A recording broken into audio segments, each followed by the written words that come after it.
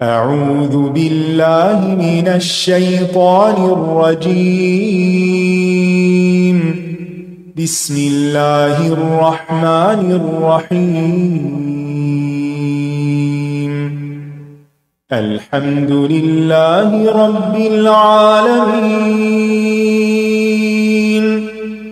الرحمن الرحيم مالك يوم الدين.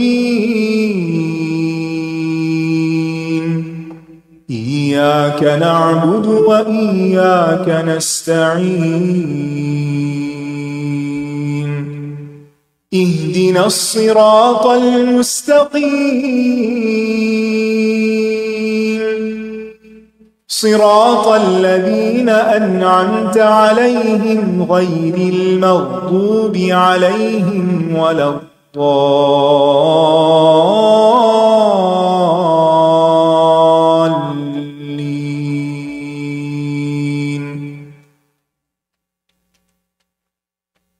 السلام علیکم ورحمۃ اللہ وبرکاتہ.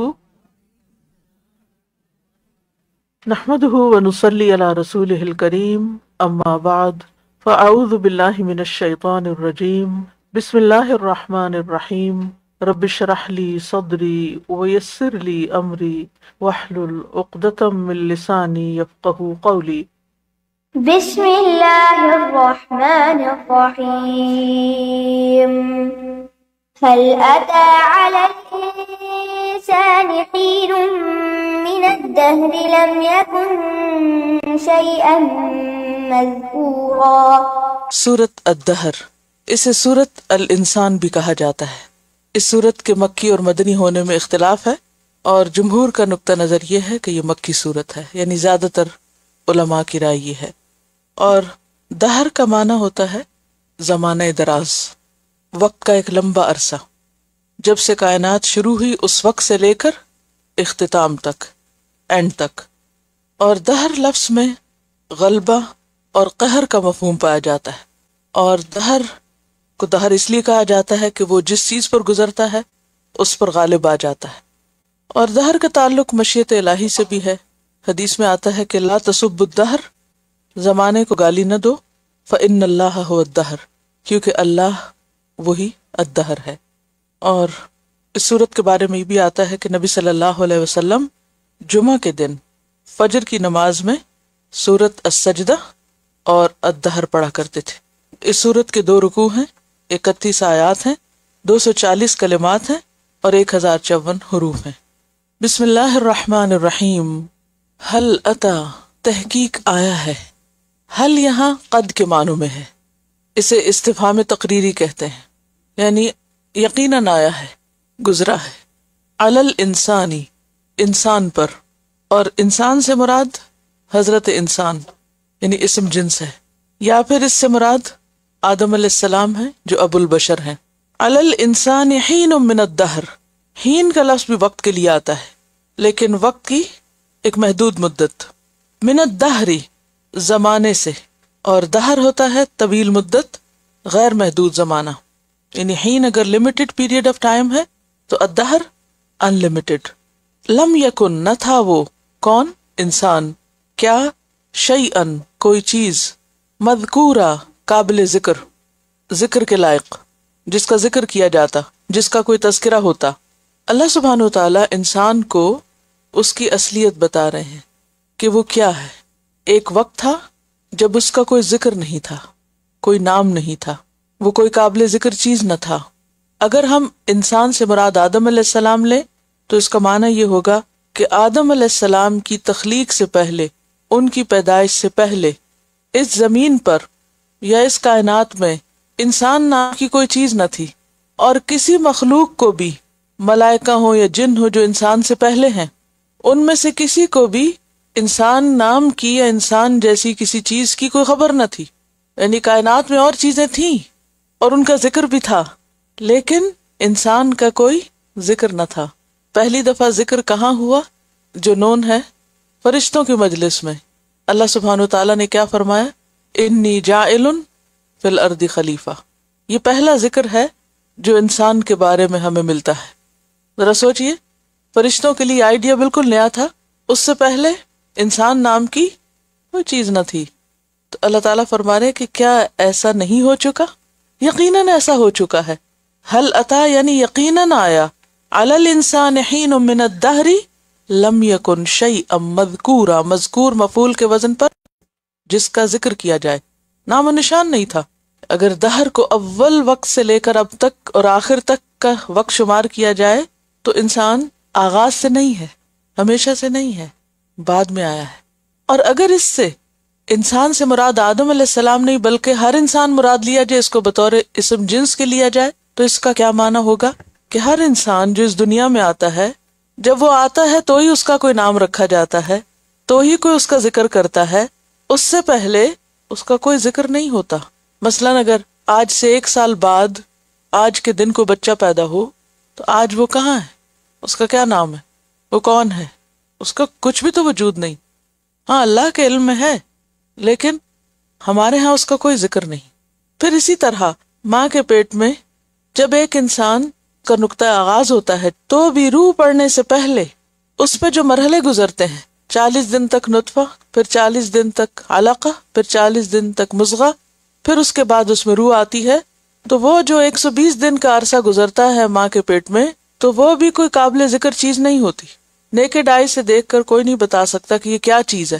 اگر اس شیپ میں انسان کا وہ وجود کہیں سامنے رکھا ہوا ہو تو کوئی نہیں بتا سکتا کہ یہ زید ہے یا بکر ہے یا خالد ہے، لڑکی ہے یا لڑکا ہے، کون ہے اور کون نہیں. لم یکن شیئا مذکورا، اور اس کا کوئی ذکر کرنا بھی پسند نہیں کرتا. عام طور پر جو ابتدائی پریگننسی ہوتی ہے وہ ایک طرح سے ہڈن ہوتی ہے، اس سینس میں بھی کہ ماں کو بھی بعض اوقات نہیں پتا ہوتا، اور اس میں بھی کہ خاص طور پر اس کے چھپانے کا اہتمام کیا جاتا ہے. لم یکن شیئا مذکورا، کوئی قابل ذکر چیز نہیں ہوتا. اس کی وہ حالت، اس کی جو حقیقت، اس کی جو شکل و صورت اور اس کی جو کیفیت ہے وہ ایسی نہیں کہ جس کے اوپر کوئی بات کرے یا وہ کسی کا موضوع گفتگو بنے یا اس کا کوئی نام ہو یا اس کی کوئی شہرت ہو یا اس کی کوئی اہمیت ہو، کچھ بھی تو نہیں. اور یہ سب انسانوں کے ساتھ پیش آیا ہے. سورۃ القیامہ میں انسان کی موت کا ذکر ہے کہ ایک وقت آتا ہے کہ انسان دنیا سے رخصت ہو جاتا ہے، کوئی ذکر نہیں اس کا پھر رہتا. اور اسی طرح مرنے سے پہلے بھی اس کا کوئی ذکر نہ تھا.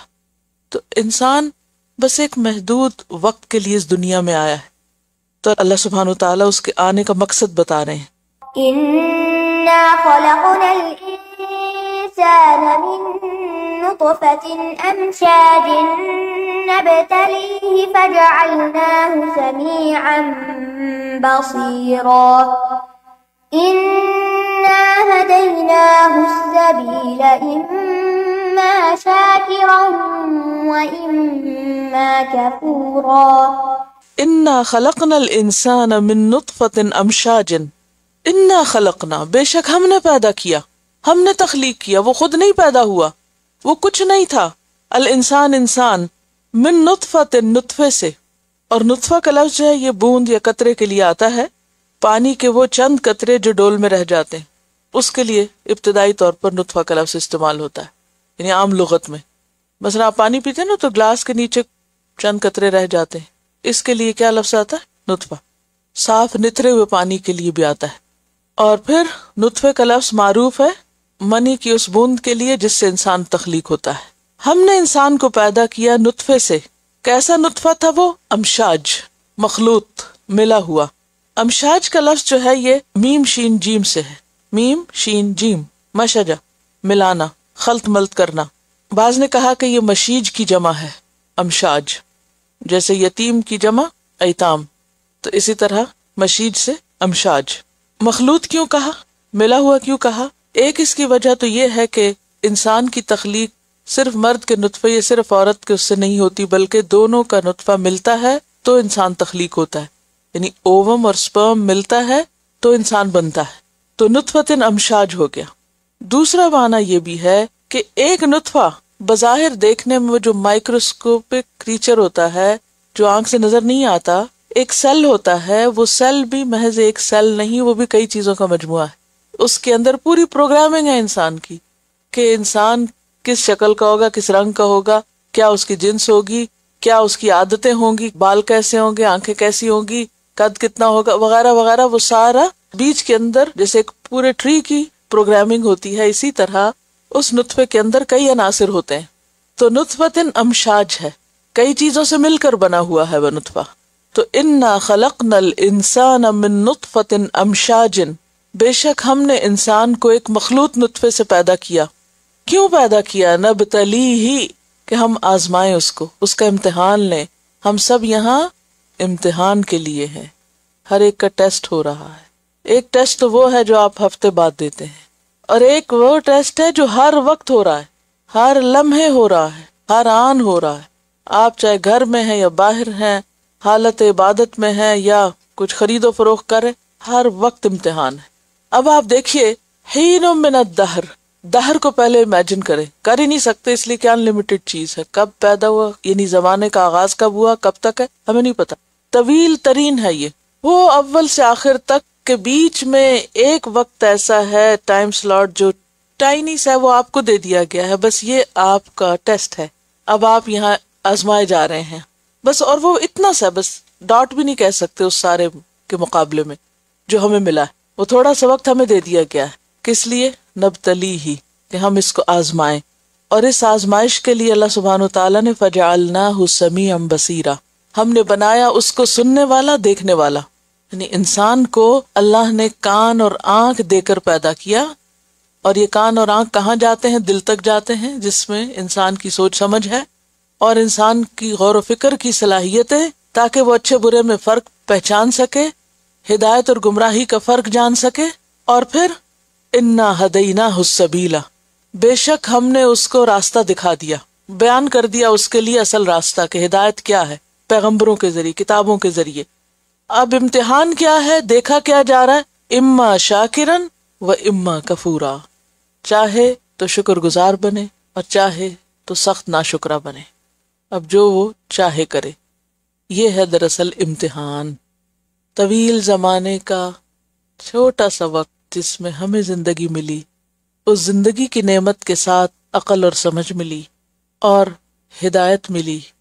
اب دیکھا یہ جا رہا ہے کہ ہم اس وقت کو کیسے گزارتے ہیں، اپنے لیے کیا کماتے ہیں. کیونکہ اس زندگی کے اختتام پر پھر جنت اور جہنم ہے، پھر انجام ہے، پھر جزا اور سزا ہے.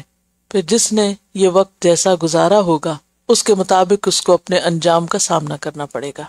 بات یہ ہے کہ کیا کوئی انسان اس حقیقت کو جھٹلا سکتا ہے کہ انسان کچھ نہ تھا؟ ایک وقت گزرا جب وہ مٹی اور کیچڑ کی شکل میں تھا. آدم علیہ السلام کی تخلیق سے پہلے ان کے پتلے یا ان کے ڈھانچے پر کتنے مرحلے گزرے، تراب اور پھر طین اور پھر سلسال اور فخار، سلسال انکل فخار، ایک کے بعد ایک مرحلہ. اور کسی کو نہیں پتا تھا یہ کیا بن رہا ہے، یہ کیا چیز ہے. ایسا ہو چکا ہے، اس سے کوئی انکار نہیں کر سکتا. اور پھر جب اس پتلے میں روح ڈالی گئی اور وہ ہوش گوش والا بن گیا، سوچ سمجھ والا بن گیا، تب اس کو جھنجھوڑا جا رہا ہے کہ سوچو تمہاری تخلیق کے لیے اللہ نے ایسا اہتمام کیوں کیا، کیوں تمہیں عقل سمجھ دی، کیوں تمہیں راستہ دکھایا، کیوں اچھے برے کی تمیز دی، کیوں انبیاء بھیجے. یہ سب کچھ کیوں ہوا، یہ سلسلہ کیوں ہوا؟ اس لیے کہ تم اپنی من مانی کرو، اپنی مرضی کے مطابق زندگی گزارو. اس کے پیچھے ایک مقصد ہے. اگر تم اس مقصد کو پورا کرنے میں ناکام رہے تو انجام اچھا نہ ہوگا. یہ سب کچھ کھیل تماشے کے طور پر نہیں دیا گیا، نہ آسمان و زمین کھیل کے طور پہ بنائے گئے اور نہ انسان. یعنی اس میں ایک بات یہ بھی ہے کہ انسان کے لیے اترانے کا اور اکڑنے کا اور اپنے آپ کو کچھ بڑی چیز سمجھنے کا کوئی جواز نہیں ہے. کیونکہ ایک وقت تھا وہ کچھ نہ تھا، اور پھر ایک وقت آئے گا دنیا میں کوئی اس کا نام لیوا نہ رہے گا. تو یہ تھوڑا سا وقت جو ملا ہے یہ خود کو نمایاں کرنے کے لیے اور دنیا میں بڑا بننے کے لیے اور سرکشی کرنے کے لیے نہیں ہے. اللہ کا بندہ اور اللہ کی مخلوق اور اپنے ہستی کا اعتراف کرتے ہوئے اللہ کی اطاعت میں وقت گزارنے کے لیے.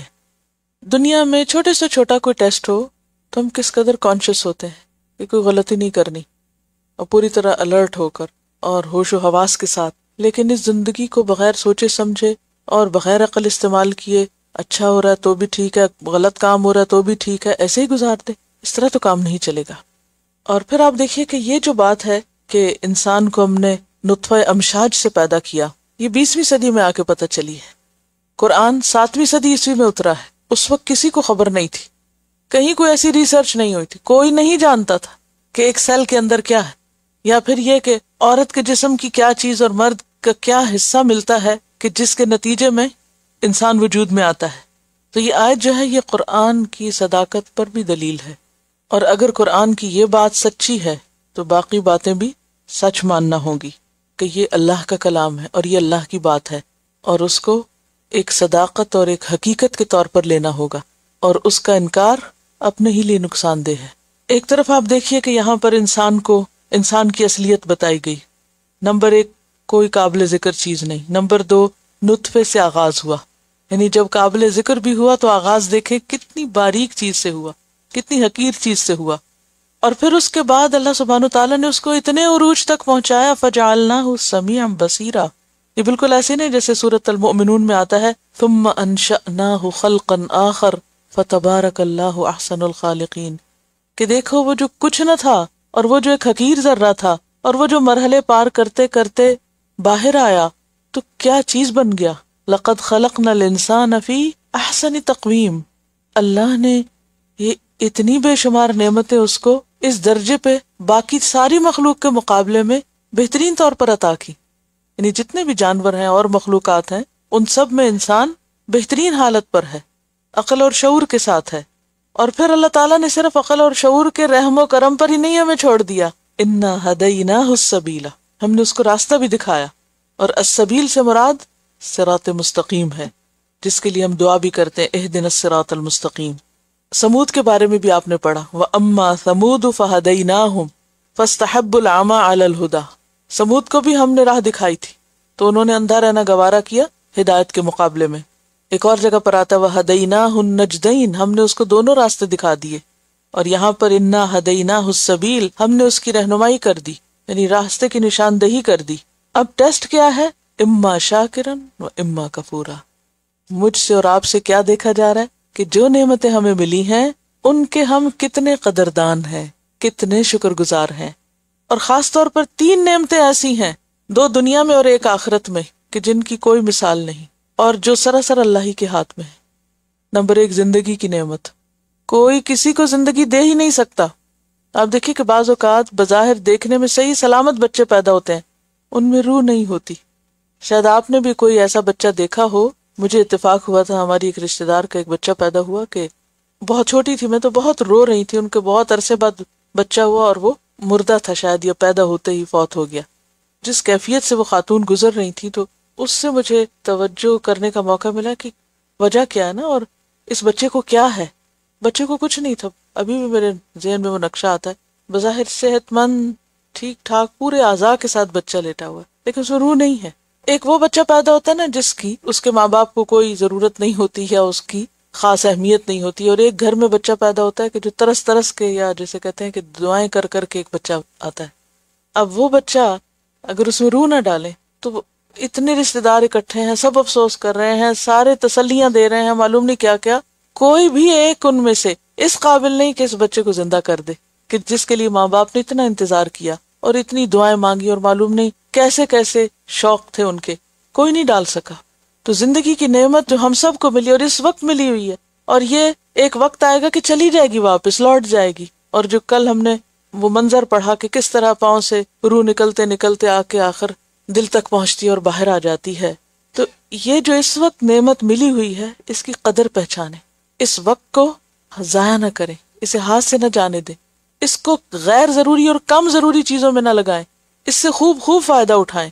تو یہ ایک بڑی نعمت ہے۔ دوسری نعمت ایمان کی نعمت، یہ صرف اللہ نے دی ہے ہمیں، ہم میں سے کوئی اس قابل نہ تھا کہ خود سے ڈھونڈ لیتا، یہ صرف اس کا خاص رحم ہے ہم پر۔ اس نعمت کی قدردانی اور شکر گزاری بہت زیادہ ہم سب کو کرنی چاہیے۔ ہم پوری دنیا کی دولت خرچ کر دیتے تو ہم ایمان حاصل نہیں کر سکتے تھے اگر اللہ نہ چاہتا۔ اور تیسری ایک بہت بڑی نعمت ہے، اور وہ بھی صرف اللہ کے فیصلے سے ملتی ہے، اور وہ جنت ہے۔ جس نے پہلی 2 نعمتوں کی قدر کر لی، اللہ اس کو وہ نعمت بھی دے دے گا اپنے کرم اور فضل سے۔ اور اگر کسی نے ان پہلی 2 نعمتوں کی قدر نہ کی تو تیسری کا مستحق نہیں ہے، پھر وہ اس کی مرضی ہے، جسے چاہے دے، جو چاہے کرے۔ قرآن پاک میں آتا ہے نا یخلق ما یشاء یہدی من یشاء یدخل فی رحمتہ من یشاء، یہ ساری اس کی مشیتیں ہیں۔ تو خوش قسمت ہیں ہم جنہیں اس نے زندگی بھی دے رکھی ہے اور ایمان بھی دیا ہوا ہے. لیکن ہم اس کو فار گرانٹیڈ نہ لیں، کیونکہ حدیث میں آتا ہے کہ کل الناس یغدو فبائع نفسہ فموبقها ومعتقها. کل الناس یغدو، ہر شخص سویر کرتا ہے، ہر روز آپ سویرے اٹھتے ہیں. فبائع نفسہ، تو وہ بیچنے والا ہے اپنے نفس کو، اپنے نفس کو بیچ رہا ہوتا ہے، یعنی اس کا سودا کر رہا ہوتا ہے. فموبقها، یا تو اسے ہلاک کر ڈالتا ہے، وموتقها، یا اس کو چھڑا لیتا ہے. کل نفس بما کسبت رہینہ، یعنی یا تو اچھے کام کرتا ہے تو وہ اس کو نفع میں لے لیتا ہے، یعنی اس سے کچھ کما لیتا ہے، یا پھر اس وقت کو، دن کو ضائع کر دیتا ہے اور اپنے آپ کو خسارے میں ڈال دیتا ہے. تو ہم میں سے کتنے ہیں جو اس زندگی کے قدردان ہوں اور اس زندگی کو واقعی اہم ترین بہترین کاموں میں گزاریں اور ان کو ضائع کرنے والے نہ بنے. اور آپ دیکھیے کہ دل بدلتے اور پلٹتے اور مزاج بدلتے پتہ بھی نہیں چلتا انسان کو. ایسی ایسی پھسلن ہے اس زندگی میں کہ انسان اپنے آپ کو جتنا بھی سنبھالے، جیسے کیچڑا والا راستہ ہوتا ہے نا، جتنا چاہیں آپ سنبھالے، کہیں نہ کہیں آپ سکڈ کر ہی جاتے. جیسے برف پڑتی ہے تو آپ جتنا مرضی سنبھال کے گاڑی چلائیں، جتنے بھی محتاط رہیں، کہیں نہ کہیں پھسلن. اور اگر ذرا بھی غفلت ہو گئی تو بعض اوقات چھوٹی سی پھسلن بہت بڑی ہلاکت کا سبب بن جاتی. ہم وہی ہوتے ہیں. تو اصل امتحان کیا ہے کہ ہماری دل کی حالت کیا ہے. شکر گزار ہے اور شاکر بارہا پیچھے آپ پڑ چکے ہیں. دل سے بھی شکر گزاری، زبان سے بھی شکر گزاری، اور رویے اور عمل سے بھی شکر گزاری جو بھی نعمت ملی ہے. اور شکر گزاری کیا ہے؟ پازیٹیو تھنکنگ، اللہ کے بارے میں مثبت سوچ، دین کے بارے میں، اور جو کچھ ہمیں نعمتیں ملی ہیں ان کی طرف توجہ اور دھیان، اور ان کو صحیح طور پر استعمال کرنے کی فکر. وہ اما کفور، اور کفور جو ہے یہاں پر فعول کے وزن پر ہے، اور فعول کا وزن مبالغے کا وزن ہے، بہت ناشکرہ. جتنے بھی بچے ہمارے ہاں پیدا ہوتے ہیں تو اس کو پا کر کتنے شکر گزار ہوتے ہیں اور سوچتے ہیں کہ یہ واقعی اللہ نے دیا ہے، اور اس کی قدر کریں اور اس کی صحیح تربیت کریں اور اس کو اپنے لیے مصیبت نہ سمجھیں. کیونکہ ہر نعمت کے ساتھ کانٹے بھی ہیں، مشکلات بھی ہیں. تو پھر ہم گھبرا کے کبھی زبان سے ایسی باتیں نکالنے لگتے ہیں، کبھی مائیں بددعائیں بھی دینے لگتی ہیں. تو یہ سب بھی ناشکرے پن میں آتا ہے. اب یہ جو بات ہے کہ ہم شکر کتنا ادا کرتے ہیں، یہ جو اللہ نے ہمیں نعمتیں دی ہیں، یعنی خاص طور پر کان کا اور آنکھ کا جو ذکر ہے، یہ بظاہر دیکھنے میں تو کان ہے اور آنکھ ہے، اور ہم کبھی بھی غور نہیں کرتے کہ یہ بنا ہوا کیسے ہے اور کس کس چیز سے بنا ہوا ہے، اور اس کو اللہ نے کیسے تخلیق کیا ہے اور کس سے تخلیق کیا ہے. ایک ایسی چیز کے جو قابل ذکر ہی نہیں تھی اور اس کی کوئی حقیقت ہی نہیں تھی، نان ایگزسٹنٹ تھی ایک طرح سے، تو یہ ایسے ہی بنا دیا اور اتنا ایکوریٹلی، اتنا پرفیکٹ کہ ہم ان سے اپنی منمانی کرتے رہیں، اور جس نے یہ سب کچھ دیا ہے اس کا شکر ہی ادا نہ کریں اور اس کی مرضی کے مطابق زندگی بسر نہ کریں. ہمیں ہر وقت خیال رہتا ہے ہمارے پاس کیا نہیں ہے، کیا نہیں ملا، کیا کم ہے اور کیا ہونا چاہیے. ہمیں ہر وقت کیوں غصہ آیا رہتا ہے، ہر وقت ہم کیوں فرسٹریٹ رہتے ہیں، ہم ہر وقت کیوں اندر ہی اندر کڑتے جلتے رہتے، صرف اس لیے کہ ہم صرف وہ سوچتے ہیں جو ہمارے پاس نہیں، اور ہم کنٹینیوسلی ناشکری کی کیفیت میں ہوتے ہیں. اگر ہم شکر گزار ہو جائیں تو یہ ساری چیزیں نکل جائیں اندر سے، ایک اطمینان کی کیفیت ہو. اگر ہماری نظر پانے پہ ہو، کچھ بھی نہ ہو ہمارے پاس، تو یہ صرف چند نعمتیں ابھی جن کو کاؤنٹ کر کے بتایا گیا ہے، اگر انہی پر ہم شکر ادا کرتے رہیں کہ جن کی وجہ سے ہم چل پھر رہے ہیں اور زندگی کی نعمت کو انجوائے کر رہے ہیں، تو یہ بھی بہت کافی ہے. کہاں یہ کہ اتنا کچھ پا کے ایک دن میں جو کچھ کھاتے ہیں اس کی ذرا لسٹ بنائیں. ایک لقمہ جو لیتے ہیں اس میں پتہ نہیں کیا کچھ ڈالا ہوتا ہے ہم نے، 20 چیزیں ایک ایک لقمے میں لے کے کھا رہے ہوتے ہیں. اور ٹیسٹ بڈز اللہ نے بنائے، پھر ناک ایسا بنایا کہ خوشبو سے مزہ لیں، دیکھ کے مزہ لیں، چکھ کے مزہ لیں، پیٹ بھرتا ہے تو اس کا مزہ لیں، پھر اس سے جو انرجی بنتی ہے. ان نعمتوں کی طرف دھیان ہی کوئی نہیں، شکر ہی کوئی نہیں. اور اگر زندگی میں کوئی ایک آدھ کمی ہے تو اسی کا رونا ختم نہیں ہو رہا کہ اس رونے سے نکلے تو کوئی اور کام تعمیری کرے. کس قدر ہم اپنے ساتھ ظلم کر رہے ہیں، کتنا اپنے آپ کو ضائع کر رہے ہیں. کس قدر ضروری ہے کہ ہم ہر وقت ان چیزوں کی طرف دھیان رکھیں اور جو ملا ہے اس پر شکر گزار رہیں، کیونکہ یہی ہمارا ٹیسٹ ہے. اللہ نے ہر بندے کو پیدا کیا نا، کہیں نہ کہیں کمی لگا دی اور وہ امتحان کے لیے لگائی، کہیں نہ کچھ کم کر دیا، کسی کو کہیں سے، کسی کو کہیں سے، کسی کو کہیں، کیونکہ ٹیسٹ لینا تھا. اب دیکھا یہ جا رہا ہے کہ تم شاکر بنتے ہو، جو ملا ہے اس کی طرف توجہ کرتے ہو، یا جو نہیں ملا اس کی طرف سارا وقت دھیان رکھے ہوئے. اور جب انسان ناشکر ہوتا ہے نا تو اس کا صرف یہ نہیں ہوتا کہ وہ جل کڑ رہا ہوتا ہے، اس سے کئی قسم کی بیماریاں اور پھر اس سے تعلقات کی خرابیاں، اور وہ زمین پر ایک بوجھ بن جاتا ہے، دوسروں کے لیے وبال جان بن جاتا ہے، اوروں کے لیے بھی مصیبت بن جاتا ہے، پورے انوائرمنٹ کو ایک مصیبت میں ڈال دیتا ہے۔ لیکن ہم کسی بھی چیز پر شکر گزار ہونا نہیں جانتے، اور یہ شکر صرف اپنے جسم یا اولاد ہی کے معاملے میں، ہر چیز کے معاملے میں ضروری ہے۔ حتیٰ کہ اگر کوئی تکلیف آتی ہے نا ہم پر، کوئی پین ہوتی ہے ہمارے جسم میں، وہ بھی اللہ کی طرف سے ایک انعام ہی ہوتی ہے، کیونکہ اس کی وجہ سے ہم تھوڑی اپنی طرف توجہ کر لیتے ہیں اور اس کے پیچھے آنے والی خرابی کو پہلے سے سد باب کر لیتے ہیں، کیونکہ اگر وہ نہ ہو تو ہم بھولے ہوئے ہو کہ ہمیں کوئی مشکل بھی اور آنے والی ہے۔ تو ضرورت اس بات کی کہ اچھے حالات ہوں یا برے، کچھ ملے یا نہ ملے، کچھ آئے یا جائے، ہمارے دل میں اللہ کی محبت کم نہ ہو، وہ دن بدن بڑھتی ہی رہے۔ الحمدللہ کثرت سے کرتے رہنے سے انسان کی ایک عادت ثانیہ بھی بن جاتی ہے نا، کہ انکانشیسلی پھر وہ انسان دکھ ہو، تکلیف ہو، کچھ ہو، ہر موقع پر الحمدللہ ہی کہتا جاتا ہے۔ إنا أعتدنا للكافرين سلاسل وأغلالا وسعيرا۔ انا اعتدنا للکافرین سلاسل واغلالا وسعیرا، انا بے شک ہم نے، اعتدنا تیار کر رکھا ہے ہم نے، للکافرین کافروں کے لیے، یعنی ناشکر گزاروں کے لیے، سلاسل زنجیریں، واغلالا اور طوق، وسعیرا اور بھڑکتی آگ، یعنی جو لوگ ناشکرے بن کر دنیا میں زندگی بسر کریں گے وہ آخر ایک دن تو پکڑے جائیں گے، اور جو پکڑے جائیں گے تو پھر خوب پکڑے جائیں گے۔ کیسے؟ سلاسل میں۔ سلاسل جو ہے سلسلہ سے ہے، سلسلہ کی جمع، سلسلہ کہتے ہیں زنجیر کو، اور سلسلہ کو سلسلہ کیوں کہتے ہیں؟ کیونکہ ایک چیز دوسری چیز کے ساتھ جڑی بھی ہوتی ہے، کڑیاں ملی بھی ہوتی ہیں، یعنی تسلسل کی وجہ سے۔ اور اس کا روٹ ہے سین لام لام، سل، ایک چیز سے دوسری چیز کو کھینچ لینا، تو سلاسل زنجیر۔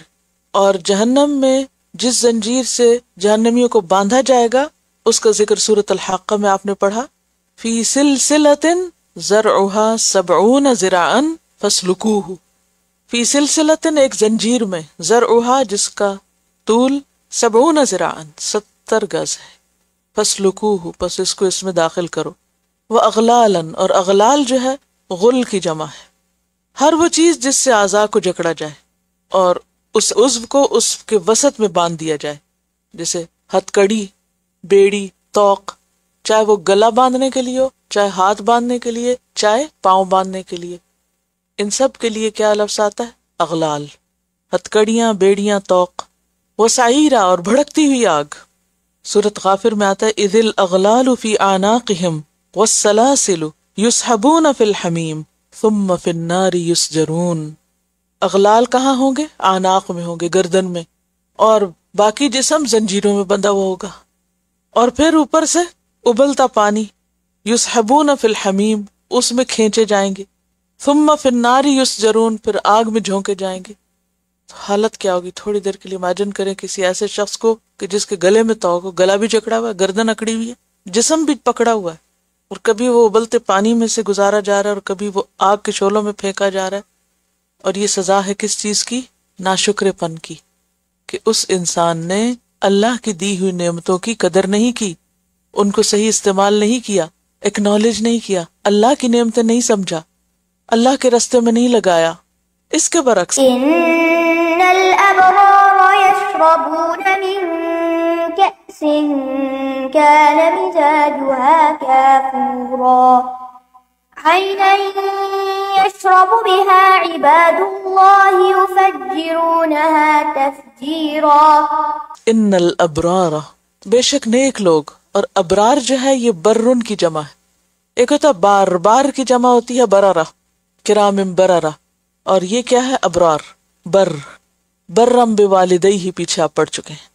تو بر کا لفظ جو ہے نا یہ بر سے، بر کہتے ہیں وسیع پیمانے پہ کی جانے والی نیکی، لن تنالوا البر حتی تنفقوا مما تحبون، اور بر ہوتا ہے وہ شخص جس کی خصلت ہر وقت نیکی کرنے کے لیے تیار ہے، یعنی جو ہر وقت نیکی کرنے کے لیے تیار رہتا ہے، ایسا شخص کہ جو نیکی کے موقعوں کی تلاش میں رہتا ہے، کہ کوئی موقع ملے اور وہ کر جائے۔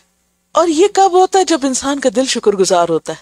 آپ دیکھیں کہ جب آپ اندر سے کنٹینٹ ہوتے ہیں نا، اندر سے آپ کے ایک اطمینان ہوتا ہے، تو پھر آپ کا مرال بلند ہوتا ہے. پھر آپ کا کیا دل چاہتا ہے؟ اچھا میں اس کی بھی خدمت کروں، میں یہ بھی کام کر لوں، میں وہ بھی نیکی کما لوں، میں نماز بھی اچھے سے پڑھ لوں، میرا وضو بھی بہت اچھا ہو، میں صاف ستھرا بھی ہوں، میں اچھا پڑھوں. یعنی انسان کا پھر دماغ ہر وقت کس میں چلتا رہتا ہے؟ جب پازیٹیو تھنکنگ ہوتی ہے خیر اور بھلائی کے کاموں میں. اچھا اور کیا کروں، اور کیا کروں، اور کیسے، اور کتنا.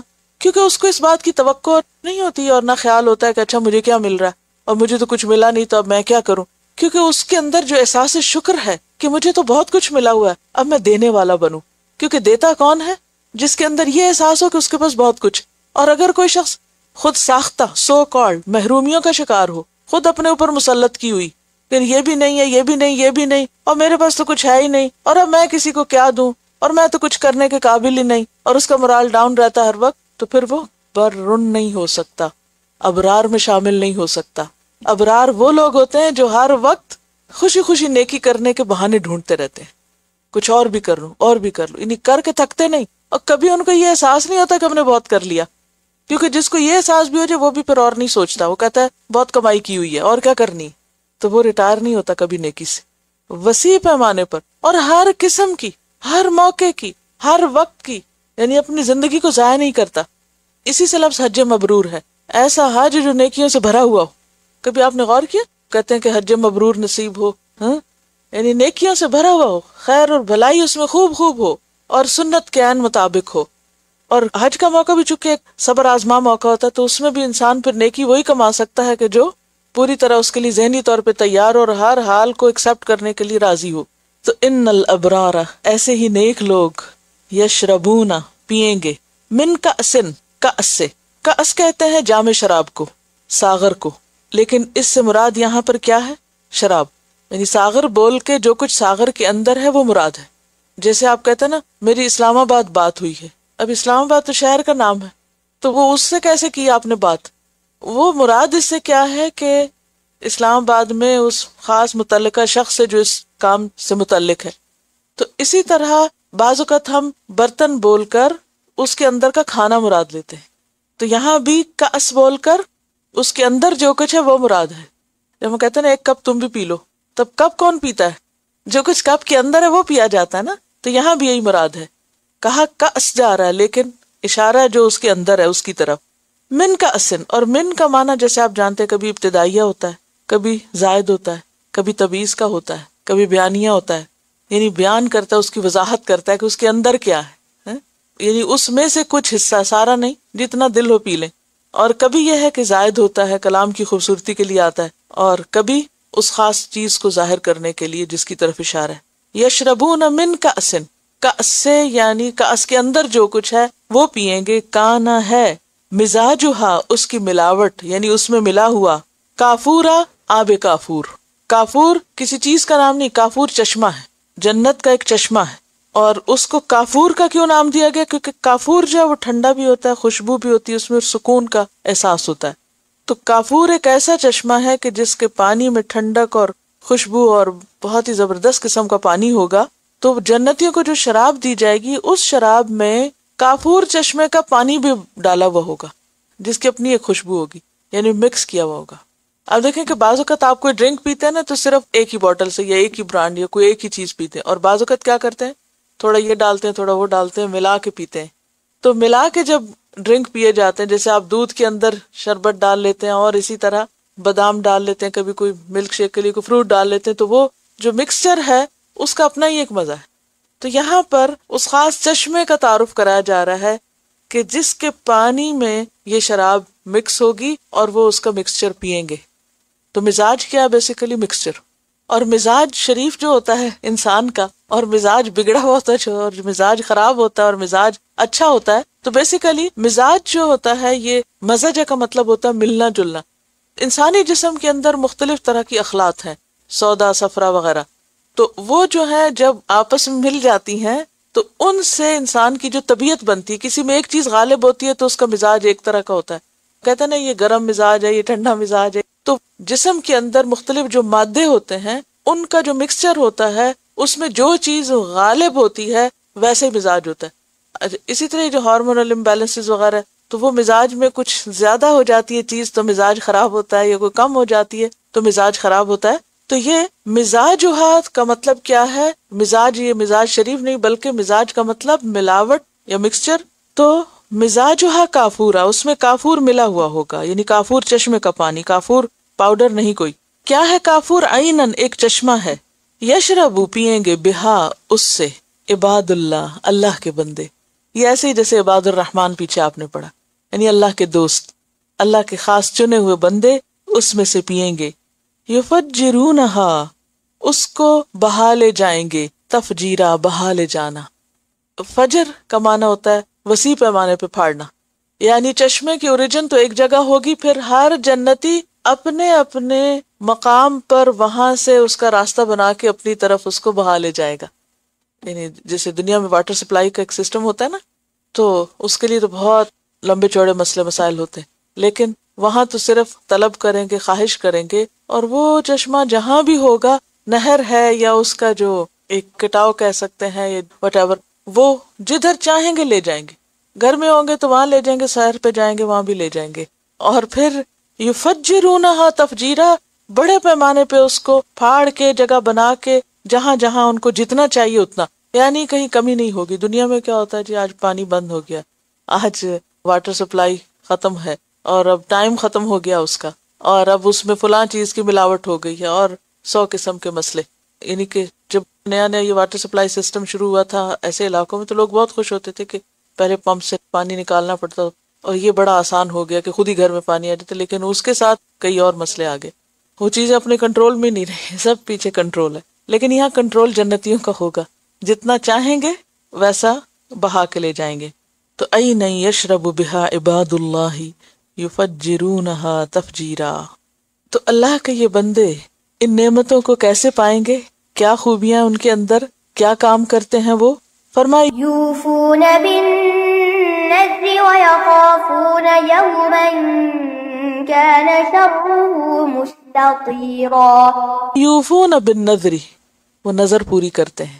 یہ نظر و نیاز نہیں جو اللہ کے علاوہ دوسروں کے نام پہ دی جاتی ہے، اس سے مراد وہ عہد، وہ وعدہ جو کسی بھی نیکی کے کام کے کرنے کے لیے کیا جاتا ہے صرف اور صرف اللہ کی رضا کے لیے. یوفون بالنذر، اور نظر کہتے ہیں غیر واجب کو خود پہ واجب کرنا. نظر کیا ہے؟ غیر واجب کو خود پہ واجب کرنا. اور اس کی تفصیل کے لیے آپ منہاج المسلم دیکھیے، اور اس میں نظر کی تعریف لکھی ہوئی ہے. نظر یہ ہے کہ کوئی مسلمان اللہ کی اطاعت میں کسی کام کو اپنے اوپر لازم کر لے، یعنی اللہ کی خوشی کا، رضا کا کوئی کام جو اس پر لازم نہیں، پابندی نہیں، مگر وہ اپنے اوپر پابندی ڈال لے جو پہلے اس پہ لازم نہیں تھا. مثلاً یہ کہے کہ میں اللہ کے لیے 1 دن کا روزہ رکھوں گا یا 2 رکعت نماز پڑھوں گا. تو یہ جو ہم نظر مانتے ہیں اللہ کی رضا کے لیے، یہ پسندیدہ ہے. لیکن اگر یہ نظر مطلب کی ہے اور یہ انسان سمجھے کہ نظر ماننے سے میرا کوئی کام ہو جائے گا، تو یہ پسندیدہ نہیں. یعنی کوئی کام نکلوانے کے لیے نظر ماننا وہ پسندیدہ نہیں.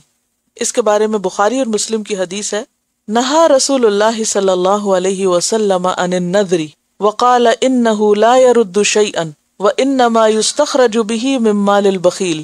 رسول اللہ صلی اللہ علیہ وسلم نے نظر سے منع کیا اور فرمایا یہ کسی چیز کو رد نہیں کرتی، البتہ اس کے ذریعے بخیل سے اس کا مال نکالا جاتا ہے. یعنی اگر کوئی یہ سمجھتا ہے نا کہ نظر ماننے سے اس کا کام ہوگا، تو یہ کوئی پسندیدہ بات نہیں ہے، اور اس سے بس اتنا ہی ہوگا کہ وہ ویسے جو نہیں دینے والا تو اس بہانے دے دے گا. لیکن وہ نظر پسندیدہ ہے کہ جو اللہ کے قرب کے لیے. تفصیلات مزید آپ اس میں سے خود پڑھیے کیونکہ وقت کم ہے. تو نظر کی 2 بڑی قسمیں ہیں. ایک وہ جو نظر مطلق کہلاتی ہے، یعنی بس اللہ کے قرب کے لیے، اللہ کی رضا کے لیے، اللہ کی خوشی کے لیے کسی نیکی کے کام کی خود سے کمٹمنٹ کر. اور یہ صرف نماز روزے کی حد تک نہیں، کوئی بھی اچھا کام. اور ایسا کرنا کیوں ضروری ہوتا ہے کہ انسان اپنے آپ کو جیسے خود بیڑیوں میں کستا جاتا ہے نا، کہ اپنے اوپر خود لازم کر لیتا ہے میں یہ کروں گا. ویسے آپ نہیں کرتے، لیکن آپ اگر کوئی اپنے ساتھ عہد کر لیتے ہیں یا کمٹمنٹ کر لیتے ہیں کہ میں مثلاً ہر روز صبح یہ پڑھوں گی یا یہ کام کروں گی یا فلاں کی مدد کروں گی یا ہر مہینے 1 روزہ رکھوں گی یا ہر ہفتے 1 چیز صدقہ کروں گی وغیرہ وغیرہ. اس کا فائدہ کیا ہوتا ہے ایسے عہد کر لینے سے؟ کہ انسان پھر اپنے آپ کچھ کرا لیتے. جب آپ کچھ چیزوں کی پابندی کر لیتے ہیں نا، یعنی کہ وہ کو اللہ نے آپ پہ فرض نہیں کیا کہ آپ ضرور ہر مہینے 1 روزہ رکھیں، لیکن آپ نے اللہ کے قرب کے لیے خود کو باندھا ہوا ہے تو کوئی حرج نہیں، یہ پسندیدہ ہے. لیکن اگر آپ اس لیے کریں کہ اچھا اگر میرا یہ کام ہوا شرط لگا کے، شرطیہ نظر، تو یہ پسندیدہ نہیں. اگر کام ہوا تو میں یہ کروں گی، اللہ کو ایسی چیز نہیں چاہیے. اس کے لیے کیا بہتر ہے انسان پہلے ہی کچھ دے دے. صدقہ جو ہے بلاؤں کو ٹالتا ہے، دعائیں جو ہیں وہ انسان کے لیے تقدیر کو بدلنے کا سبب بنتی. اس لیے یہاں پر کیا کہا گیا؟ یوفون بالنذر، نظر پوری کرتے ہیں. اس سے جو چیز ہمیں سیکھنی ہے وہ یہ کہ ہم اللہ کی رضا کے لیے نیکی کے کام کرنے کی تدبیروں کے طور پر کوئی نہ کوئی طریقے سوچیں کہ ہم کچھ نہ کچھ زندگی میں کر سکیں اور کر جائیں. کیونکہ اگر آپ اپنے آپ کو ڈھیلا چھوڑ دیں نا اور صرف فرائض کی حد تک رہیں تو بعضوں کو فرائض بھی مس ہونے لگتے ہیں. لیکن جب آپ کسی نفل عبادت کو اپنے لیے لازم کر لیتے ہیں، مثلاً اگر آپ اپنے لیے کوئی ایسی نظر مانتے ہیں یا اللہ کے راستے میں کسی کام کی ایسی کمٹمنٹ کرتے کہ مثلاً میں اتنے لوگوں کو پڑھاؤں گی. مثلاً شیخ عبداللہ بسفر جو ہے، ان کا میں ایک دفعہ انٹرویو سن رہی تھی تو انہوں نے کہا کہ میں، اب مجھے یاد نہیں سی، کہ 1 ملین لوگوں کو حافظ بناؤں گا. اب یہ ایک نظر ہو گئی نا، ایک کمٹمنٹ ہو گئی کہ مجھے یہ کرنا ہے، اپنے اوپر باندھ لیا. اب اس کے لیے انہوں نے کیا کیا؟ اب ظاہر ہے خود تو نہیں نا ہر ایک کو پڑھا سکتے ملین. انہوں نے ہر علاقے کے وزٹ کیے، لوگوں کو وہاں کنونس کیا، وہاں مدرسے کھولے اور وہاں قرآن کے ٹیچرز مقرر کیے، ان کی تنخواہوں کا انتظام کیا. اور اس طرح کرتے کرتے کرتے انہوں نے وہ ساری ڈیٹیل بتائی کہ کس طرح انہوں نے پلان بنا اور کہاں کہاں تک کام پہنچا دی. اور وہ کچھ بتا بھی رہے تھے، مجھے پوری طرح یاد نہیں، کہ میں اتنا اپنا ٹارگٹ میٹ کر چکا ہوں. اب اگر زندگی میں انسان کوئی اپنے ٹارگٹس رکھتا ہے کہ میں یہ کام اتنا کروں گا، اتنے بچوں کو پڑھاؤں گا، اتنے لوگوں کو یہ کروں گا، چاہے آپ کے اوپر فرض نہیں، آپ کہ نہیں جی میں تو ایک ہاؤس وائف ہوں اور یہ کہاں لکھا ہے کہ عورتیں یہ نیکی کے کام میں اپنے آپ کو کھپائیں اور ستائیں، آرام کی زندگی ٹھیک ہے، بس ہم کیا غلط کام کریں، نماز روزہ کریں، ٹھیک ہے کر رہے ہیں. لیکن کوئی بھی آپ چھوٹا سا بھی جو نیکی کا کام ہو اس کو فرائض کے علاوہ، نظر جو ہے نا یہ کیا ہے؟ فرائض کے علاوہ کسی ایسے کام کو اپنے اوپر فرض کر لینا جو تھا نہیں. اور پھر اصل چیز جو یہاں مطلوب ہے وہ کیا ہے؟ کمٹمنٹ نبھانا، عہد کی پابندی، جو کہا ہے وہ کر کے دکھانا. اور پھر یہ اس لیے بہت اچھا ہوتا ہے کہ انسان اپنے سامنے جب ایک وہ رکھ لیتا ہے نا ٹارگٹ کہ مجھے یہاں تک جانا ہے، پھر انسان بھاگ دوڑ کرنے لگتا ہے، پھر انسان کوشش کرتا ہے، محنت کرتا ہے اور پھر ایک دن پا بھی لیتا ہے اس کو. لیکن جس کی زندگی میں کوئی گول ہی نہیں اور جس نے کوئی ڈریم دیکھا ہی نہیں اور جس نے کوئی عہد کیا ہی نہیں اور جس نے کچھ سوچا ہی نہیں، وہ کیا کرے گا؟ ایم لیسلی پھرے گا نا. تو ہمیشہ زندگی میں کوئی ایم ہونا چاہیے، کوئی مقصد ہونا چاہیے، اور اس کے لیے انسان کو تڑپنا چاہیے اور اس کے لیے انسان کو جینا چاہیے اور اپنی انرجیز کو لگانا چاہیے، اپنے مال کو، اپنے وقت کو، اپنی صلاحیتوں کو. زندگی بہت تھوڑی ہے اور اگر زندگی میں کوئی واضح مقاصد نہ ہو تو کیا ہوتا ہے؟ ایسے ہی وقت گزر جاتا ہے، ایسی چیزیں ہاتھ سے نکل جاتی ہیں. اب مثلاً آپ نے ایک ٹارگٹ رکھا کہ ہم جی یہ 20 مہینوں میں قرآن پڑھیں گے اور جیسے تیسے کمٹمنٹ نبھائی، بیماری، سردی، گرمی، ہر چیز میں، تو یہ کام ہو گیا نا. اور اگر آپ گھر بیٹھ کے خود کہتے ہیں نا اچھا وہ میں پڑھوں گی انشاءاللہ، کتابیں لے لی ہیں میں پڑھوں گی، کہاں پڑھا جاتا ہے؟ تو اپنے ساتھ یا کسی کے ساتھ بیٹھ کے کوئی کمٹمنٹ کر کے اپنے آپ کو اس کا پابند کرنا اور اس کو نبھا جانا، اس سے زندگی میں کامیابی کے راستے کھلتے ہیں، وقت صحیح طور پر استعمال ہوتا ہے. تو ایسے لوگ جو جنت کے وارث ہوں گے اور جن کو اللہ تعالیٰ اتنے زبردست انعام دیں گے، وہ کون ہوں گے؟ یوفون بالنذر، جنہوں نے اپنی نظریں پوری کی. وَيَخَافُونَ يَوْمًا، اور وہ ڈرتے ہیں اس دن سے، کَانَ شَرُّهُ، ہے اس کا شر، اس کی تکلیف ہولناکی، مستطیرہ، پھیلی ہوئی. اب یہ جو لفظ ہے نا اس سورت کے، ان کا ترجمہ یاد رکھنا ذرا دل گردے کا کام. اگر آپ الفاظ کی ذرا سی روٹس اور طے میں چلے جائیں تو مشکل نہیں، انشاءاللہ بھولیں گے بھی نہیں. مستطیرہ کا لفظ ہے نا طیر سے، اور طیر کس کو کہتے ہیں؟ پرندے کو. اچھا آپ نے دیکھا ہوگا پرندہ اگر زمین پہ بیٹھا ہو تو کیسا لگتا ہے؟ اتنا سا. اور اگر وہ اڑنے لگتا ہے تو کیسے ہوتا ہے؟ پھیل جاتا ہے نا. اور اگر کئی پرندے اڑنے لگے تو کیا ہوتا ہے؟ وہ آسمان بھر جاتا ہے، یعنی جھنڈ کا جھنڈ ایسے چھا جاتا ہے. تو مستطیر کا لفظ جو ہے نا طیر سے ہے، اور طیر کا لفظ جو ہے نا پرندے کے لیے آتا ہے. اور طیارہ کہتے ہیں جہاز کو، اور اسی طرح استطار کہتے ہیں کسی چیز کا فضا میں بلند ہو کے پھیل جانا، جیسے پرندے کا اڑ کے اوپر اٹھ کے چوڑا ہو جانا، پھیل جانا. اور بعض پرندوں کے پر اتنے لمبے لمبے ہوتے ہیں اور جب وہ سمیٹتے ہیں تو اچھی خاصی تہیں ہوتی ہیں جس کے اندر پھر وہ گم ہو جاتے ہیں. تو اب ایک دن ہے، یعنی ایک دن ہوتا ہے کہ جس میں آپ سمٹے ہوئے ہوتے ہیں، اور ایک دن ہوتا ہے جس میں آپ پھیلے ہوتے ہیں، ہر طرف کام پھیلے ہوئے. کوئی دن یاد کریں ایسا، مثلا آپ نے ٹریول کیا جس دن، ایک جگہ سے دوسری جگہ جاتے ہیں تو کیا ہوتا ہے؟ کپڑے بھی پھیلے ہوئے، چیزیں بھی، اور کچن بھی پھیلا ہوا. اور وہ دن کیسا ہے؟ شرہ مستطیرا، ایسا دن ہے کہ جس میں ہر طرف کام ہی کام اور ہر چیز بکھری ہوئی ہے بس. اچھا یہ تو دنیا کا کوئی دن ہوتا ہے نا جو بڑا ہارڈ دن ہوتا ہے، بڑا مشکل ہوتا ہے ہم پر، کہ کوئی سمجھ نہیں آتی کہاں سے شروع کرے اور کہاں ختم کرے. یہ تو دنیا کا. لیکن قیامت کے دن کو اللہ سبحانہ وتعالیٰ نے اس سے تشبیہ دی ہے کہ اس دن کی مصیبت ہر طرف پھیلی ہوئی ہوگی. جدھر دیکھو لوگ بے حال، کوئی رو رہا ہے، کوئی کچھ کر رہا ہے، کوئی کچھ نہیں. آپ ذرا سے امیجن کریں کوئی ایسا کراؤڈ، اور حج میں ایسے کراؤڈ نظر آتے ہیں کہ کوئی کچھ کر رہا ہے، کوئی کچھ کر رہا ہے، کوئی چیخ رہا ہے، کوئی چلا رہا ہے، کوئی پیچھے بھاگ رہا ہے، کوئی آ رہا ہے، کوئی دھکے دے رہا ہے، ایک عجیب گہما گہمی. تو قیامت کے دن بھی ہر طرف لوگ بکھرے ہوئے ہوں گے، پھیلے ہوئے ہوں گے، اور اس کی جو مصیبتیں اور تکلیفیں اور لوگوں کا چیخنا چلانا اور چہروں کے اوپر ایک عجیب طرح کی ہولناکی. اگر انسان خود بھی امن میں ہو تو ان سب چیزوں کو دیکھ دیکھ کے ایک ہول آئے گا انسان کو. تو وہ اپنی نظر کیوں پوری کرتے تھے، وعدے کیوں نبھاتے تھے، کمٹمنٹ کیوں نبھاتے تھے؟ کیونکہ وہ اس دن سے ڈرتے تھے کہ اس دن میں پکڑ ہو جائے گی ہماری اگر ہم نے یہ نہ کیا. آج اگر کوئی نہیں ہمیں پکڑتا، کوئی نہیں پوچھتا، تو اس دن ہم پکڑے جائیں گے. تو یہ جہنم کی پکڑ اور اس دن کی مصیبت ان کو اپنے عہد، چاہے انہوں نے ذاتی پرسنلی اپنے دل میں اپنے رب سے کیے، اپنے آپ سے کیے یا بندوں سے کیے، ان کو وہ نبھا کے چھوڑتے ہیں. اور خاص طور پر نیکی کے کام کے عہد. ایک ہوتا ہے نا ذاتی زندگی کا لین دین کا، وہ نہیں، یہاں نیکی کرنے کا عہد. وَيُطْعِمُونَ الطَّعَامَ عَلَى حُبِّهِ مِسْكِينًا وَيَتِيمًا وَأَسِيرًا إِنَّمَا نُطْعِمُكُمْ لِوَجْهِ اللَّهِ لَا نُرِيدُ مِنكُمْ جَزَاءً وَلَا شُكُورًا إِنَّا نَخَافُ مِن رَّبِّنَا يَوْمًا عَبُوسًا قَمْطَرِيرًا. وَيُطْعِمُونَ الطَّعَامَ، اور کیا کرتے ہیں؟ کھلاتے ہیں. الطعام، کھانا. علی حبہ، اس کی محبت پر. ہی کی ضمیر یا تو اللہ کی طرف جاتی ہے یا پھر کھانے کی طرف، یعنی وہ کھانا جو ان کا پسندیدہ ترین کھانا ہے اس کھانے کو کھلاتے ہیں. کیونکہ عام طور پر لوگ صدقے خیرات کی جو دیگیں دیتے ہیں نا، جو کھانا انہوں نے فی سبیل اللہ دینا ہوتا ہے، تو اس کے پکنے کا اہتمام کیا ہوتا ہے؟ وہ سر سے اتارنے والی بات.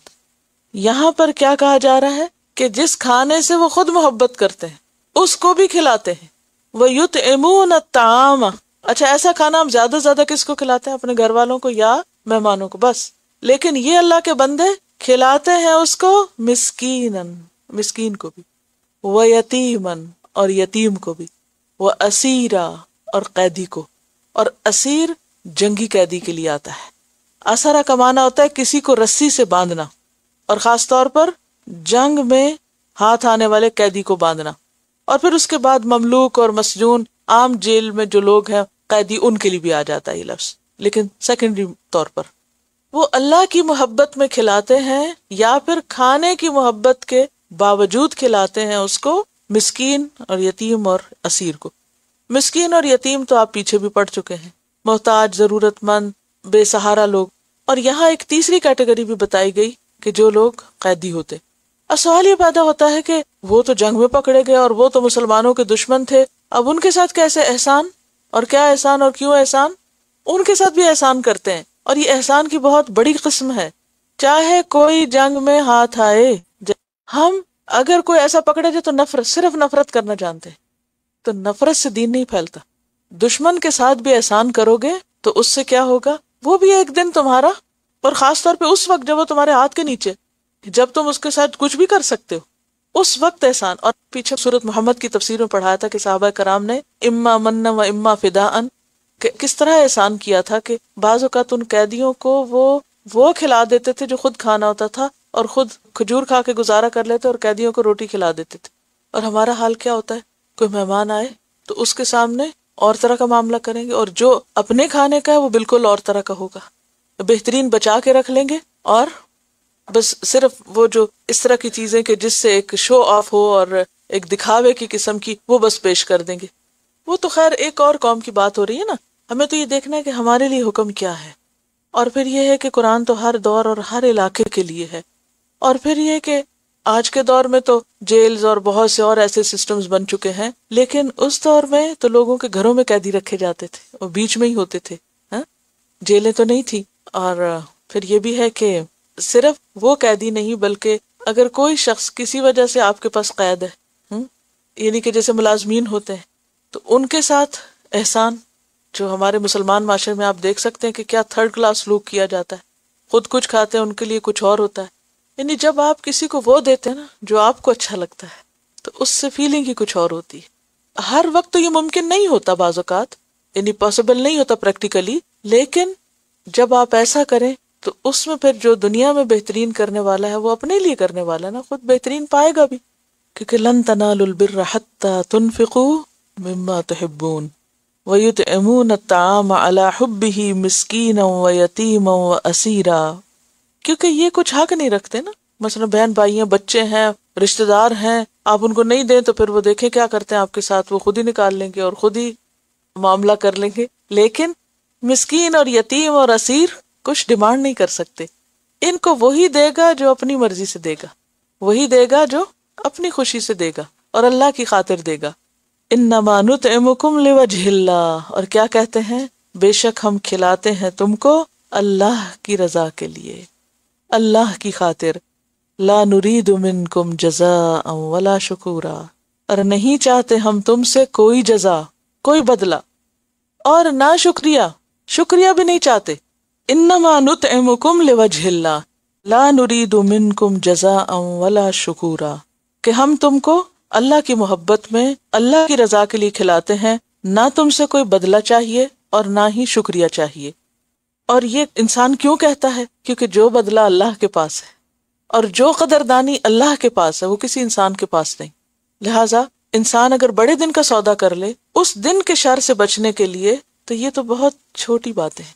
وجہ کیا؟ انا نخاف من ربنا، بے شک ہم ڈرتے ہیں اپنے رب سے، یومن، اس دن سے، عبوسن، جو تیوری چڑھانے والا ہے، منہ بنانے والا ہے، قمطریرا، بہت طویل مصیبت کا ہے۔ یہاں اگرچہ عبوس جو ہے وہ یوم کے لیے آ رہا ہے، لیکن پھر بات وہی ہے کہ دن کی تو کوئی تیوریاں نہیں ہوتی، تو مراد اس سے کیا ہے کہ اس دن میں جو لوگ ہوں گے ان کے چہرے بگڑ جائیں گے، دکھ اور تکلیف اور مصیبت دیکھ کر ان کے چہرے بگڑ جائیں گے۔ دو آئی برو کے بیچ کے حصے میں سلوٹیں ڈالنا، عبوس اس کو کہتے ہیں، اور عبوس بھی فعول کے وزن پر ہے، بہت زیادہ تیوری چڑھانے والا، بہت زیادہ کرخت، ترش رو۔ اور قمطریرا کا لفظ جو ہے یہ قمطر سے، قاف میم توئرے، اور قمطر کہتے ہیں اس لکڑی کو جو مجرموں کے پاؤں پھیلانے اور سزا دینے کے لیے ہوتی ہے۔ اور قمطریر یہ بھی یوم کے لیے آیا لفظ، کہ وہ دن جس کا شر پھیلا ہوا ہوگا اور مصیبت اور رنج کا طویل ترین دن ہوگا۔ انا نخاف من ربنا یوما عبوسا قمطریرا، قمطریرا۔ فوقاهم الله شر ذلك اليوم ولقاهم نضرة وسرورا وجزاهم بما صبروا جنة وحريرا۔ فوقاهم الله شر ذلك اليوم، فوقاهم تو بچا لے گا ان کو، اللہ شر سے، ذالک اليوم اس دن کے، تو اللہ بھی ان کو اس دن کے شر سے محفوظ کر لے گا۔ وَلَقَّاهُمْ نَضْرَةً وَسُرُورًا، اور عطا کرے گا ان کو تر و تازگی اور خوشی، ان کے چہرے عبوس نہیں ہوں گے، ان کے چہرے بگڑے ہوئے نہیں ہوں گے، بلکہ ان کے چہرے تر و تازہ ہوں گے۔ لقا کا مطلب ہوتا ہے کسی کی طرف کوئی چیز ڈالنا، پھینکنا۔ تلقا آدم من ربہ کلمات بھی آپ نے پڑھا نا، اللہ تعالیٰ ان کے چہروں پر تازگی ڈال دے گا، وسرورا، اور خوشی ڈال دے گا، یعنی وہ اس مصیبت کے دن میں بھی خوشحال ہو جائیں گے۔ وَجَزَاهُمْ بِمَا صَبَرُوا جَنَّةً وَحَرِيرًا، اور جزا دے گا ان کو ان کے صبر کے بدلے جنت اور ریشم کی شکل میں، باغ اور ریشمی لباس۔ یہ ریشم کس کے بدلے میں ہے؟ صبر کے بدلے میں۔ یہ جنت کس کا بدلہ ہے؟ صبر کا بدلہ۔ اور اگر دیکھا جائے تو مومن کی ساری زندگی صبر ہی صبر ہوتی ہے۔ ایمان کے دو پر ہیں، ایک شکر اور ایک صبر۔ یا انسان شکر کے حالت میں ہوتا ہے، یا اس کو کوئی تکلیف پہنچتی ہے تو وہ صبر کی حالت میں ہوتا ہے، وہ ناشکرے پن میں نہیں ہوتا، یعنی کفر میں نہیں ہوتا، یا شکر میں یا صبر میں، اور ان دونوں پروں کے ساتھ اڑتا ہے، بلندیاں ان دونوں پروں کے ساتھ ہیں، شکر اور صبر کے ساتھ، اور اگر انسان نے ان میں سے ایک بھی چھوڑ دیا تو اڑان نہیں ہو سکتی، اوپر نہیں جا سکتا۔ تو یہاں اللہ تعالیٰ سیدھا سیدھا بتا رہے ہیں۔ اب آپ دیکھیے کہ یہ جتنے بھی کام ہیں، نظر پوری کرنا، کمٹمنٹ نبھانا، یہ کیسے نبھائی جا سکتی ہے؟ جس کے اندر صبر ہوگا وہی نبھا سکے گا، ورنہ آپ مثلا نماز کی بھی اگر نیت کر لیں نا، کوئی نظر مان لیں کہ میں ہر ہفتے اتنے نفل پڑھا کروں گی، تو آپ نہیں نبھا سکتے جب تک آپ صبر سے کام نہ لیں، کیونکہ کبھی کوئی مسئلہ ہو جاتا ہے، کبھی کوئی روزہ رکھنے کے، روزہ تو ہے ہی صبر، آج عمرے کی اگر نظر مانی، کیونکہ اس دور میں بھی لوگ عمرے وغیرہ کی نظر آج بھی مانتے ہیں، تو وہ بھی صبر ہوگا تو آپ کریں گے۔ اسی طرح اگر آپ کوئی دین کے کام کے لیے بھی نظر مانتے ہیں، کہ مثلا آپ کسی کو پڑھانے کی نظر مان لیتے ہیں کہ میں اتنے لوگ پڑھاؤں، اب آپ دیکھیں کہ اس عمل میں بہت زیادہ صبر چاہیے ہوتا ہے۔ بعض اوقات آپ اپنے بچوں کو ہی سکھا رہے ہوتے تو کتنا مشکل ہو جاتا ہے نا، وہ لیتے ہی نہیں جو آپ دینا چاہتے ہیں۔ اسی طرح کہیں جانے کی، کچھ کرنے کی، تو جو کوئی کمٹمنٹ ہے جب تک آپ کے اندر صبر نہیں نا، آپ وہ نہیں نبھا سکتے، کیونکہ انسان جو ہی کمٹمنٹ کرتا ہے کوئی نہ کوئی مسئلے مسائل شروع ہو جاتے ہیں، کوئی نہ کوئی مشکلات آ جاتی۔ بعض اوقات آپ جس کے ساتھ احسان کر رہے ہوتے وہ آپ کو ستانا شروع کر دیتا ہے، اب آپ کیا کہتے ہیں؟ میں تو یہ کام نہیں کر رہا کیونکہ فلاں مجھے ستا رہا ہے، فلاں نے تو میری قدر ہی نہیں کی، لہٰذا میں تو چھوڑ رہا ہوں۔ نہیں، یہ باتیں نہیں کیا کرتے۔ کچھ بھی ہو، جو کمٹمنٹ ہے وہ کمٹمنٹ ہے۔ دوسری طرف وَيَخَافُونَ يَوْمًا كَانَ شَرُّهُ مُسْتَطِيرًا وَيُطْعِمُونَ الطَّعَامَ، انسان اپنا کھانا کسی کو دے دے، اپنی پسند کی چیز کسی کو دے دے، یہ صبر کے بغیر کیسے ہو سکتا ہے؟ کیونکہ آپ کا دل تو بس ہاتھ ہی کٹا جا رہا ہے کہ ہائے یہ تو مجھے کھانا تھا، یہ فلاں نے کیوں لے لیا؟ تو آپ صرف اس وقت دے سکتے ہیں، مثلا آپ نے کوئی چیز اپنے بیگ میں رکھی ہوئی جو آپ کی فیوریٹ ہے، اور آپ سوچتے ہیں اچھا میں جب یہ سب کام کاج کر کے نکلوں گی یہاں سے پھر آرام سے بیٹھ کے کھاؤں، اتنے میں کوئی اور آپ کے ساتھ گاڑی میں آ کے بیٹھ جاتا ہے، اب آپ کیا سوچتے ہیں؟ اچھا اس کے سامنے کھاؤں گی تو اس کو بھی دینی پڑے گی۔ یہ کہ چھوٹی سی ایک انسانی نفسیات ہے، اور اگر میں خود کھانا چاہتی تو پھر میں اب بھی نہیں، ایک یہ صبر ہے، اور ایک یہ کہ آپ دیں، صبر کریں، اللہ آپ کو اس سے بہتر دے گا۔ تو یہ ہے کہ کچھ بھی کرنا ہو، پھر آپ دیکھیں کہ خاص طور پر مسکین یتیم اسیر جہاں سے کچھ بھی نہیں ملنا آپ کو، وہاں ایک بڑا صبر ہے۔ اور پھر یہ ساری چیزیں جو ہیں، یہ سارے کام صرف اس وقت ہو سکتے ہیں جب آپ صبر کر سکیں۔ جو صبر کر کے کرتا چلا جائے گا اس کا بدلہ کیش میں جنت ہے۔ وحریرا، اور حریر جو ہے، یہاں جنت کے ساتھ حریر کا ذکر کیوں ہے؟ کہ نرم، ملائم اور پرسکون چیز ہے، یعنی اس کی ساری پچھلی کلفتیں، تکلیفیں، مصیبتیں، تھکاوٹیں، وہ سب ختم ہو جائے گا۔ اب کیا اس کا والہانہ استقبال ہے، صرف سکھ ہی سکھ، آرام ہی آرام ہے۔ میں سوچ رہی تھی کہ یہ جو کہتے ہیں نا جزاہم بما صبروا جنتا وحریرا، تو مجھے یوں لگ رہا تھا کہ جیسے صبر کے ساتھ دم گھٹ رہا ہے نا کسی کا، کیونکہ عام طور پہ جب ہم کسی کو کہتے ہیں نا صبر کرو، کہتے ہیں بڑا مشکل ہے، کیونکہ جنت کی ایک پرائس ہے، ایک قیمت ہے، اور وہ قیمت صبر ہے۔ صبر کرو گے تو بدلہ پاؤ گے۔ کوئی بھی کام آپ کریں، اپنی کوئی پسندیدہ چیز کسی کو دیں، تو صرف صبر ہوگا تب آپ جم سکیں گے، اور پھر دے کے مینشن بھی نہیں کریں گے، ورنہ تو کیا ہوتا ہے، ایک دفعہ صبر کر لیتے ہیں اور اگلی دفعہ توڑ بیٹھتے ہیں، ایک دفعہ صبر کر کے دے دیتے ہیں پھر اس کے بعد احسان جتا دیتے ہیں کہ سب برابر ہو جاتا ہے۔ متكئين فيها على الأرائك لا يرون فيها شمسا ولا زمهريرا ودانية عليهم ظلالها وذللت قطوفها تذليلا۔ متکئین فیہا، تک یہ لگا لمبا ریسٹ، بے فکر، کیونکہ دنیا میں تو ہر وقت بھاگ دوڑ ہی رہی۔ متکئین فیہا علی الارائک، وہ مسندوں کے اوپر تکیے لگائے ہوئے ہوں گے، اور ارائک اریکہ کی جمع ہے، اور اریکہ کس کو کہتے ہیں؟ حجلے عروسی کو، جو نو بیاہتا دلہنوں کے لیے سیج بنائی جاتی ہے اس کے لیے آتا ہے۔ لا یرون فیہا شمسا، نہ دیکھیں گے اس میں سورج، کس میں؟ جنت۔ شمس کے دو معنی، ایک تو دھوپ، یعنی چلچلاتی دھوپ نہیں ہوگی وہاں، یا یہ کہ وہ جو چمکتا سورج ہوتا ہے نا جو آنکھوں کو چندھیاتا ہے، تو وہ نہیں دیکھیں گے۔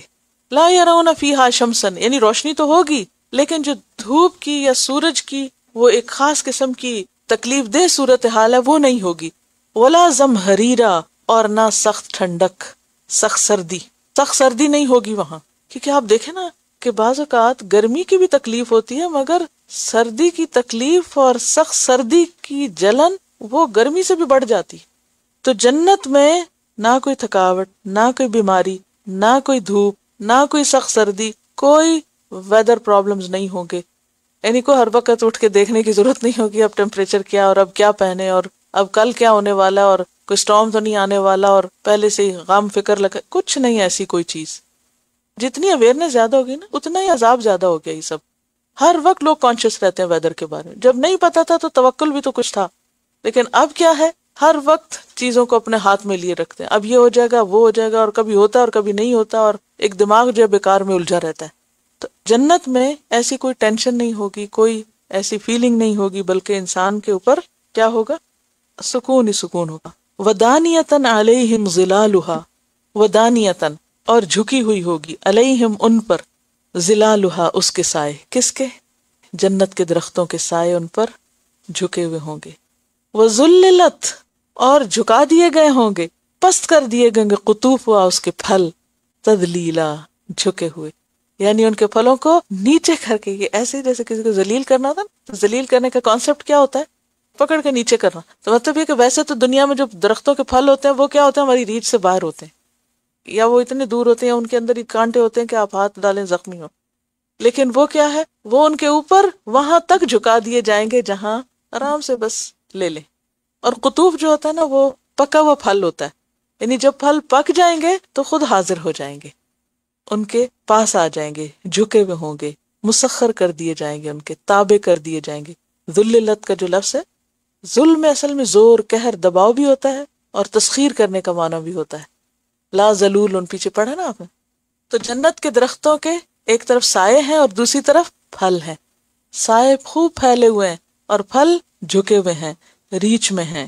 وَيُطَافُ عَلَيْهِمْ بِآنِيَةٍ مِّن فِضَّةٍ وَأَكْوَابٍ كَانَتْ قَوَارِيرَ مِن فِضَّةٍ قَدَّرُوهَا تَقْدِيرًا وَيُسْقَوْنَ فِيهَا كَأْسًا كَانَ مِزَاجُهَا زَنجَبِيلًا عَيْنًا فِيهَا تُسَمَّى سَلْسَبِيلًا. وَيُطَافُ عَلَيْهِمْ بِآنِيَةٍ مِّن فِضَّةٍ اور گھمائے جائیں گے ان پر برتن چاندی کے. آنیہ انا کی جمع ہے، چاندی کے برتن لائے جائیں گے. وہ اکواب اور کپ، کوب کی جمع جس کا ہینڈل نہیں ہوتا. کانت قواریرا جو شیشے کی قسم کے ہوں گے. قواریر جو قارورہ کی جمع ہے. قارورہ کہتے ہیں کوئی پینے کی چیز، یہ اردو والا قارورہ نہ سمجھے. عربی میں قارورہ کہتے ہیں مشروب کو، یا کھجور یا چھہارے رکھنے کا برتن. ابھی آپ دیکھیں نا کہ جو کرسٹل کے برتن ہوتے ہیں ان میں لوگ ڈرائی فروٹ وغیرہ ڈال کے رکھ دیتے ہیں. تو وہاں پر جنت میں بھی کیا ہوگا، کرسٹل یا شیشے کے برتن ہوں گے جن میں کھانے پینے کی چیزیں جو ہیں وہ سرو کی جائیں گی. قواریر من فضۃ، ایسا شیشہ کہ جو چاندی کی قسم کا ہوگا، یعنی چاندی جیسی چمک ہوگی اس میں. قدروہا تقدیرا، اندازے سے بھرا ہوگا اس کو، اندازے سے بھرنا، یعنی یہ نہیں کہ کچھ ڈالا اور کچھ گرایا، اور یا بہت ہی کم ڈال دیا یا بہت ہی اوپر تک بھر کے دے دیا. نہیں، بہت زبردست قسم کی پریزنٹیشن ہوگی، زبردست قسم کی سروس ہوگی کہ جس میں جو پیش کیا جائے گا اس کے برتن اور ان کی چمک اور ان کے اندر جو کچھ ڈالا جائے گا وہ بھی اتنا صحیح اندازے کا ہوگا کہ وہ واقعی دل چاہے اٹھانے کو. کیونکہ بعض اوقات جب ضرورت سے زائد بھرا ہو تو تب بھی کیا ہوتا ہے، گھبراہٹ ہوتی ہے، دل نہیں کرتا لینے کو چیز. اور اگر کم ہو تو بھی انسان کہتا ہے اس سے کیا پیاس بجھے گی، اتنا کم ہے. تو وہ پینے سے پہلے ہی انسان کا دل تھوڑا ہوتا ہے. تو ایسے میں وہاں کیا ہے کہ ان کے اندر جتنا ڈالا ہوا ہے وہ بھی اندازے کا ہے. اب دیکھیے کہ عام طور پر جب ہم دین مذہب کی طرف آتے ہیں تو پھر ہم ان چیزوں کے سلیقے کو بھول جاتے ہیں. تو یہ جو زندگی میں سلیقہ ہے اس کی بڑی اہمیت ہے. تو جنت کی نعمتوں میں صرف نعمتیں نہیں ہیں بلکہ ان کو برتنے کا سلیقہ بھی ہے. دنیا میں کیا ہوتا ہے، بعض لوگوں کے پاس دولت خوب ہوتی ہے لیکن سلیقہ کچھ نہیں ہوتا. کیا خریدنا، کیا نہیں خریدنا، کیا رکھنا ہے، کتنا رکھنا ہے، اس کا جو تناسب ہے یا اس کا ریشو جو ہے، اس کی کلر سکیم یا اس کا سٹائل یا انداز بھول جاتا. لیکن وہاں کیا ہے، ان ساری چیزوں کا لحاظ رکھا جائے گا اور ان سب میں ایسی ہارمنی ہوگی کہ صرف دیکھ کر ہی دل خوش ہو جائے گا. وَيُسْقَوْنَ فِيهَا اور وہ پلائے جائیں گے اس میں، جنت میں، کأسن شراب. پھر وہی بات، یعنی کأس بول کے جو اس کے اندر ہے اس کی طرف اشارہ ہے. کان مزاجها زنجبیلا، ہے اس میں آمیزش زنجبیل کی، سونٹھ کی، جنجر کی، اور مزاج اس میں ملاوٹ، یعنی جنت کے جو چشمے ہیں ان میں ایک کافور جیسا ہے اور ایک جو ہے وہ زنجبیل جیسا ہے۔ وَيُسْقَوْنَ فِيهَا كَأْسًا، اب وہاں چشمے کی بات ہے، یہاں زنجبیل جو ہے یہ بھی چشمہ ہے، کیونکہ آگے آیا ہے عینن، تو جنت کے چشموں کے نام کیا ہو گئے؟ کافور، زنجبیل، سلسبیل۔ آگے آ رہا ہے عینن، ایک چشمہ، فیہا، اس میں، تسمى سلسبیلا، جسے سلسبیل کہا جاتا ہے۔ اب ذرا بول کے دیکھیں نا، سلسبیل، منہ سے بولتے ہوئے بھی مزہ آ رہا ہے۔ عینن فیہا تسمى سلسبیلا، اور سلسبیل کہتے ہیں شیریں اور خوشگوار پانی کو جو حلق سے بآسانی اترے، بہتا و صاف پانی، یعنی لذیذ مشروب۔ جنت میں ایسی شراب پلائے جائیں گے کہ جس میں سونٹھ کی آمیزش ہوگی، اور وہ ایک ایسا چشمہ ہوگا جو سلسبیل ہے جس سے وہ ملائیں گے لے کر، یعنی شراب میں زنجبیل کو سلسبیل سے لے کر ملائیں گے۔ وَيَطُوفُ عَلَيْهِمْ وِلْدَانٌ مُخَلَّدُونَ إِذَا رَأَيْتَهُمْ حَسِبْتَهُمْ لُؤْلُؤًا مَّنثُورًا وَإِذَا رَأَيْتَ ثَمَّ رَأَيْتَ نَعِيمًا وَمُلْكًا كَبِيرًا۔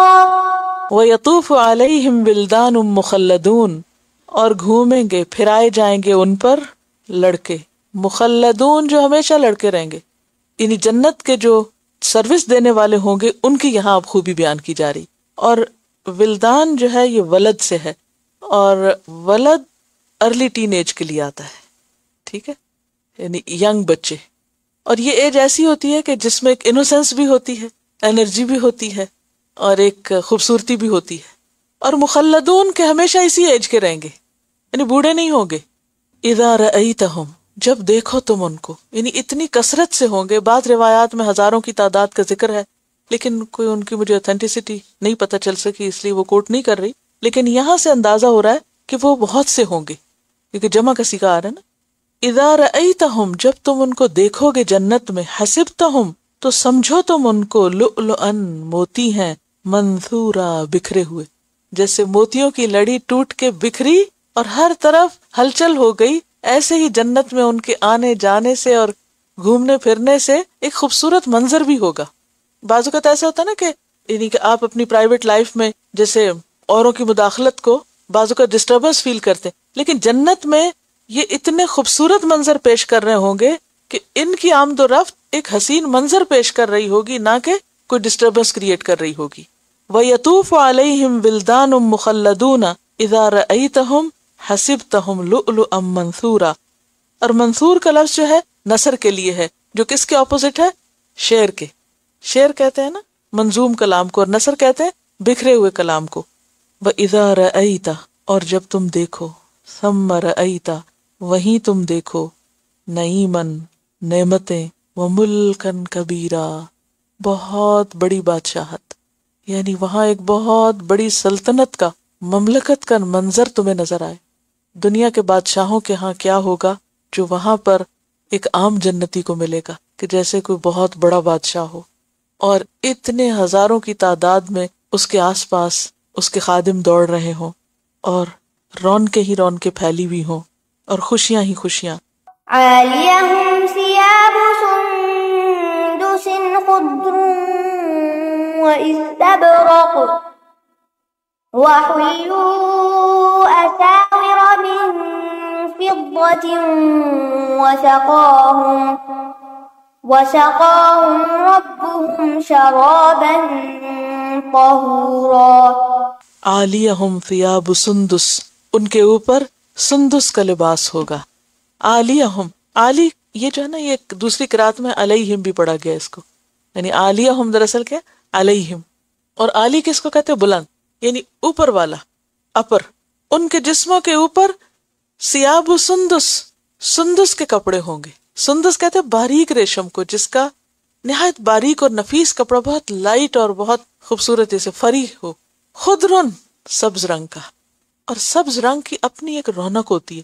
اگر آپ کبھی سبز کپڑا پہن کے بیٹھے تو ایسے لگے گا جیسے کوئی روشنی پھوٹ رہی ہے اس میں سے، یعنی اس کا حسن اور اس کی جو فیلنگ ہے وہ بالکل مختلف ہوتی، ایک عجیب فریشنس ہوتی ہے اس میں. خضرن سبز رنگ کے، وہ استبرق اور موٹا ریشم یعنی دبیز ریشم، دیبا، اطلس اور دیبا کے کپڑے لباس. وحلو اور وہ پہنائے جائیں گے، اساورا کنگن، من فدت چاندی کے.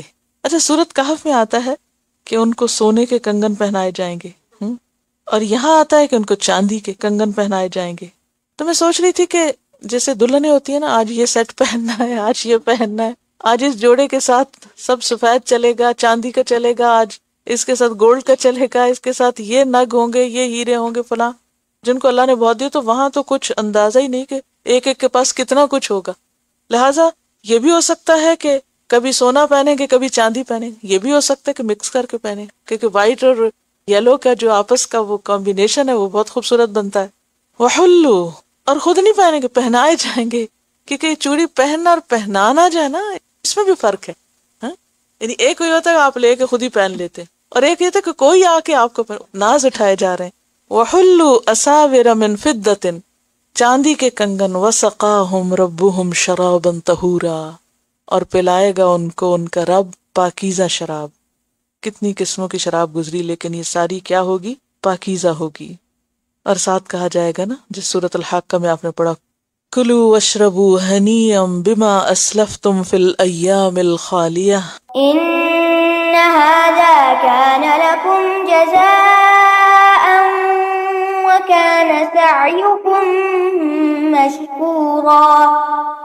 ان هذا كان لكم جزاء، ان هذا بے شک یہ، کان ہے، لکم تمہارے لیے، جزاء بدلہ، بدلہ کس چیز کا؟ کوششوں کا. وَكَانَ سَعْيُكُمْ مَشْكُورًا اور تمہاری کوشش قبول ہو گئی، قابل قدر ٹھہری، تمہاری کوششوں کی قدردانی ہو گئی. اب دیکھیے کہ کوشش تو بہت لوگ کرتے ہیں، لیکن اصل تو کوشش وہ ہے جو اللہ کو پسند آ جائے. تو ہم سب کو فکر کس چیز کی ہونی چاہیے؟ ہم جب بھی کوششیں کرتے ہیں تو ہم بہت شارٹ سائٹڈ ہوتے ہیں. ہم یہ کہتے ہیں اچھا جس کے لیے ہم نے کام کیا جس کے سامنے کرے اس کو پسند آ رہا ہے. یہ نہیں سوچتے کہ اللہ کو پسند آ رہا ہے یا نہیں. کچھ لکھیں گے، کچھ پڑھیں گے، کچھ پکائیں گے، کچھ کھلائیں گے، جو بھی کام کریں گے تو اس میں ہمارا اٹموسٹ کنسرن کیا ہوتا ہے؟ الٹیمیٹ جو ہماری ایک وش ہوتی ہے وہ کیا ہوتی ہے؟ ہم کیا سوچتے ہیں کہ جس کو کھلا رہے ہیں وہ تعریف کر دے، یا جہاں پکا کے لگا رہے ہیں لوگ اس کو پسند کر لیں، یا لوگوں کی نظر میں ہم بہت قابل قدر ہو جائیں کہ واہ کیا اس نے ہمیں پکا کے کھلایا یا کیا اس نے کیا. لیکن یہاں کیا ہے کہ اللہ کے بندے سب کچھ اللہ کے لیے کرتے، چھوٹا یا بڑا، اور ان کی فکر کیا ہوتی ہے کہ اتنا خوبصورت کام ہو جو اللہ کو پسند ہو. اب دیکھیں کہ جتنے بھی انسان ہیں نا ان سب کے ذہن بہت چھوٹے ہیں. جو انہیں پسند آئے گا ضروری نہیں کہ وہ اللہ کو بھی آ جائے، اور اگر ان کو پسند آ بھی گئے تو بندوں کو تو معیار ہی بہت لمیٹڈ سا ہے نا. یعنی کہ نہ ہماری نظروں میں وسعت ہے، نہ ہمارے دلوں میں وسعت ہے، نہ ہمارے امیجنیشن میں وسعت ہے. تو ہماری چوائس بھی اور پسند بھی زیادہ زیادہ کیا ہوتی ہے؟ ہم کسی کی بھی کوئی چیز پسند کرتے ہیں، چھوٹی چھوٹی چیزیں پسند کر لیتے ہیں، ہاں یہ بہت اچھا ہے، یہ بہت خوبصورت ہے، یہ بڑا اچھا لگ رہا ہے، دیٹس اٹ. لیکن کیا واقعی یہ اللہ کو بھی اچھا لگتا ہے؟ کتنی دفعہ پلٹ کے ہم سوچتے ہیں کہ جو کام ہم کر رہے ہیں وہ اس کو بھی پسند آ جائے. اسی لیے میں کہتی ہوں کہ مجھ سے جلدی نہ کریں تاکہ اتنا اچھی طرح ہم پڑھیں کہ وہ خوبصورت پڑھا جائے. یعنی کچھ تو اس کو ٹچ کریں، ٹھیک ہے حق تو ہم نہیں دے سکتے، مگر کچھ تو ٹچ ہو کہ جس سے یعنی سعیکم مشکورہ ہو جائے. یعنی اللہ سبحانہ و تعالیٰ کے پاس ہمارا عمل جب پہنچے تو واقعی ہمارا پڑھنا اور پڑھانا جو ہے وہ قابل قدر ہو. ہم صرف ایک چھوٹے سے فائدے کے لیے اور یہ نہ سوچیں کہ اچھا یہ چیز ہمیں مل جائے تو یہ ہماری منزل ہے. یہ ہماری منزل تو نہیں ہے، ٹھیک ہے یہ بھی خوشی کی چیز ہے، مگر یہ الٹیمیٹ گول نہیں ہے. الٹیمیٹ گول کچھ اور ہے، اور اس کو سامنے رکھ کے جب تک کام نہ کریں کام خوبصورت نہیں ہوتے. جب تک ہم لوگوں کو سامنے رکھ کے کام کریں گے نا تو لوگوں کے سٹینڈرڈ کے ہی رہیں گے بس، اور وہ چھوٹے سٹینڈرڈ ہے سارے. لیکن جب ہم اللہ کی نظر اور اللہ کی خاطر کام کریں گے تو اس کا حسن کئی گنا زیادہ بڑھ جائے گا، اور اس میں بہتری اور اس میں خوبصورتی اور اس کے اندر تک جو بھلائی ہے اور خیر جو ہے وہ ملٹی فولڈ زیادہ ہو جائے گی. اور یہ اصل خوشی کا دن ہے کہ کسی کو کہا جائے ان ھذا کان لکم، یہ تو میں نے تمہارے لیے بنا کے رکھا تھا. جیسے ایسے ہوتا ہے نا، جیسے کسی کے لیے بہت اچھی کوئی چیز بنا کے اس کو بہت ہم خوشی سے دکھاتے ہیں، دیکھو یہ تمہارے لیے بنایا تھا میں نے، خاص تمہارے لیے، specially for you, this is only for you, ان ھذا کان لکم. اور کیا ہے؟ جزان، بدلے کے طور پر ہے، تم ہی نے کیا تھا، تمہاری کوششیں ہیں، تم نے خوبصورت کوششیں کی، اللہ نے خوبصورت نتیجہ تمہارے لیے رکھا. وَكَانَ سَعْيُكُمْ مَشْكُورًا، وہ جو تمہاری دوڑ تھی نا وہ اللہ کو پسند آ گئی، اللہ نے اس کی قدر کر لی، اللہ نے اس کو قبول کر لیا. اصل بات یقین کی ہے. میں کہتی ہوں اس سے زیادہ خوبصورت منظر کہیں دیکھا نہ ہو انسان نے. یعنی صرف جو امیجنیشن ہے، اگر آپ اس سارے نقشے کو سنتے جائیں اور پینٹ کرتے جائیں تو ہلا کے رکھ دیتا ہے انسان کو. اور جنت کی شراب کو اس لیے بھی عمدہ کہا گیا کہ اس سے نہ سر درد ہوگا اور نہ ہی چکرائے گا کوئی. سورۃ الواقعہ میں آتا نا لا یصدعون عنہا ولا ینزفون. اور یہ جہاں تک جزا کی بات ہے تو سورۃ اعراف میں آتا وَنُودُوا أَن تِلْكُمُ الْجَنَّةُ أُورِثْتُمُوهَا بِمَا كُنتُمْ تَعْمَلُونَ. اصل بات عمل ہے، کچھ کرنا ہے.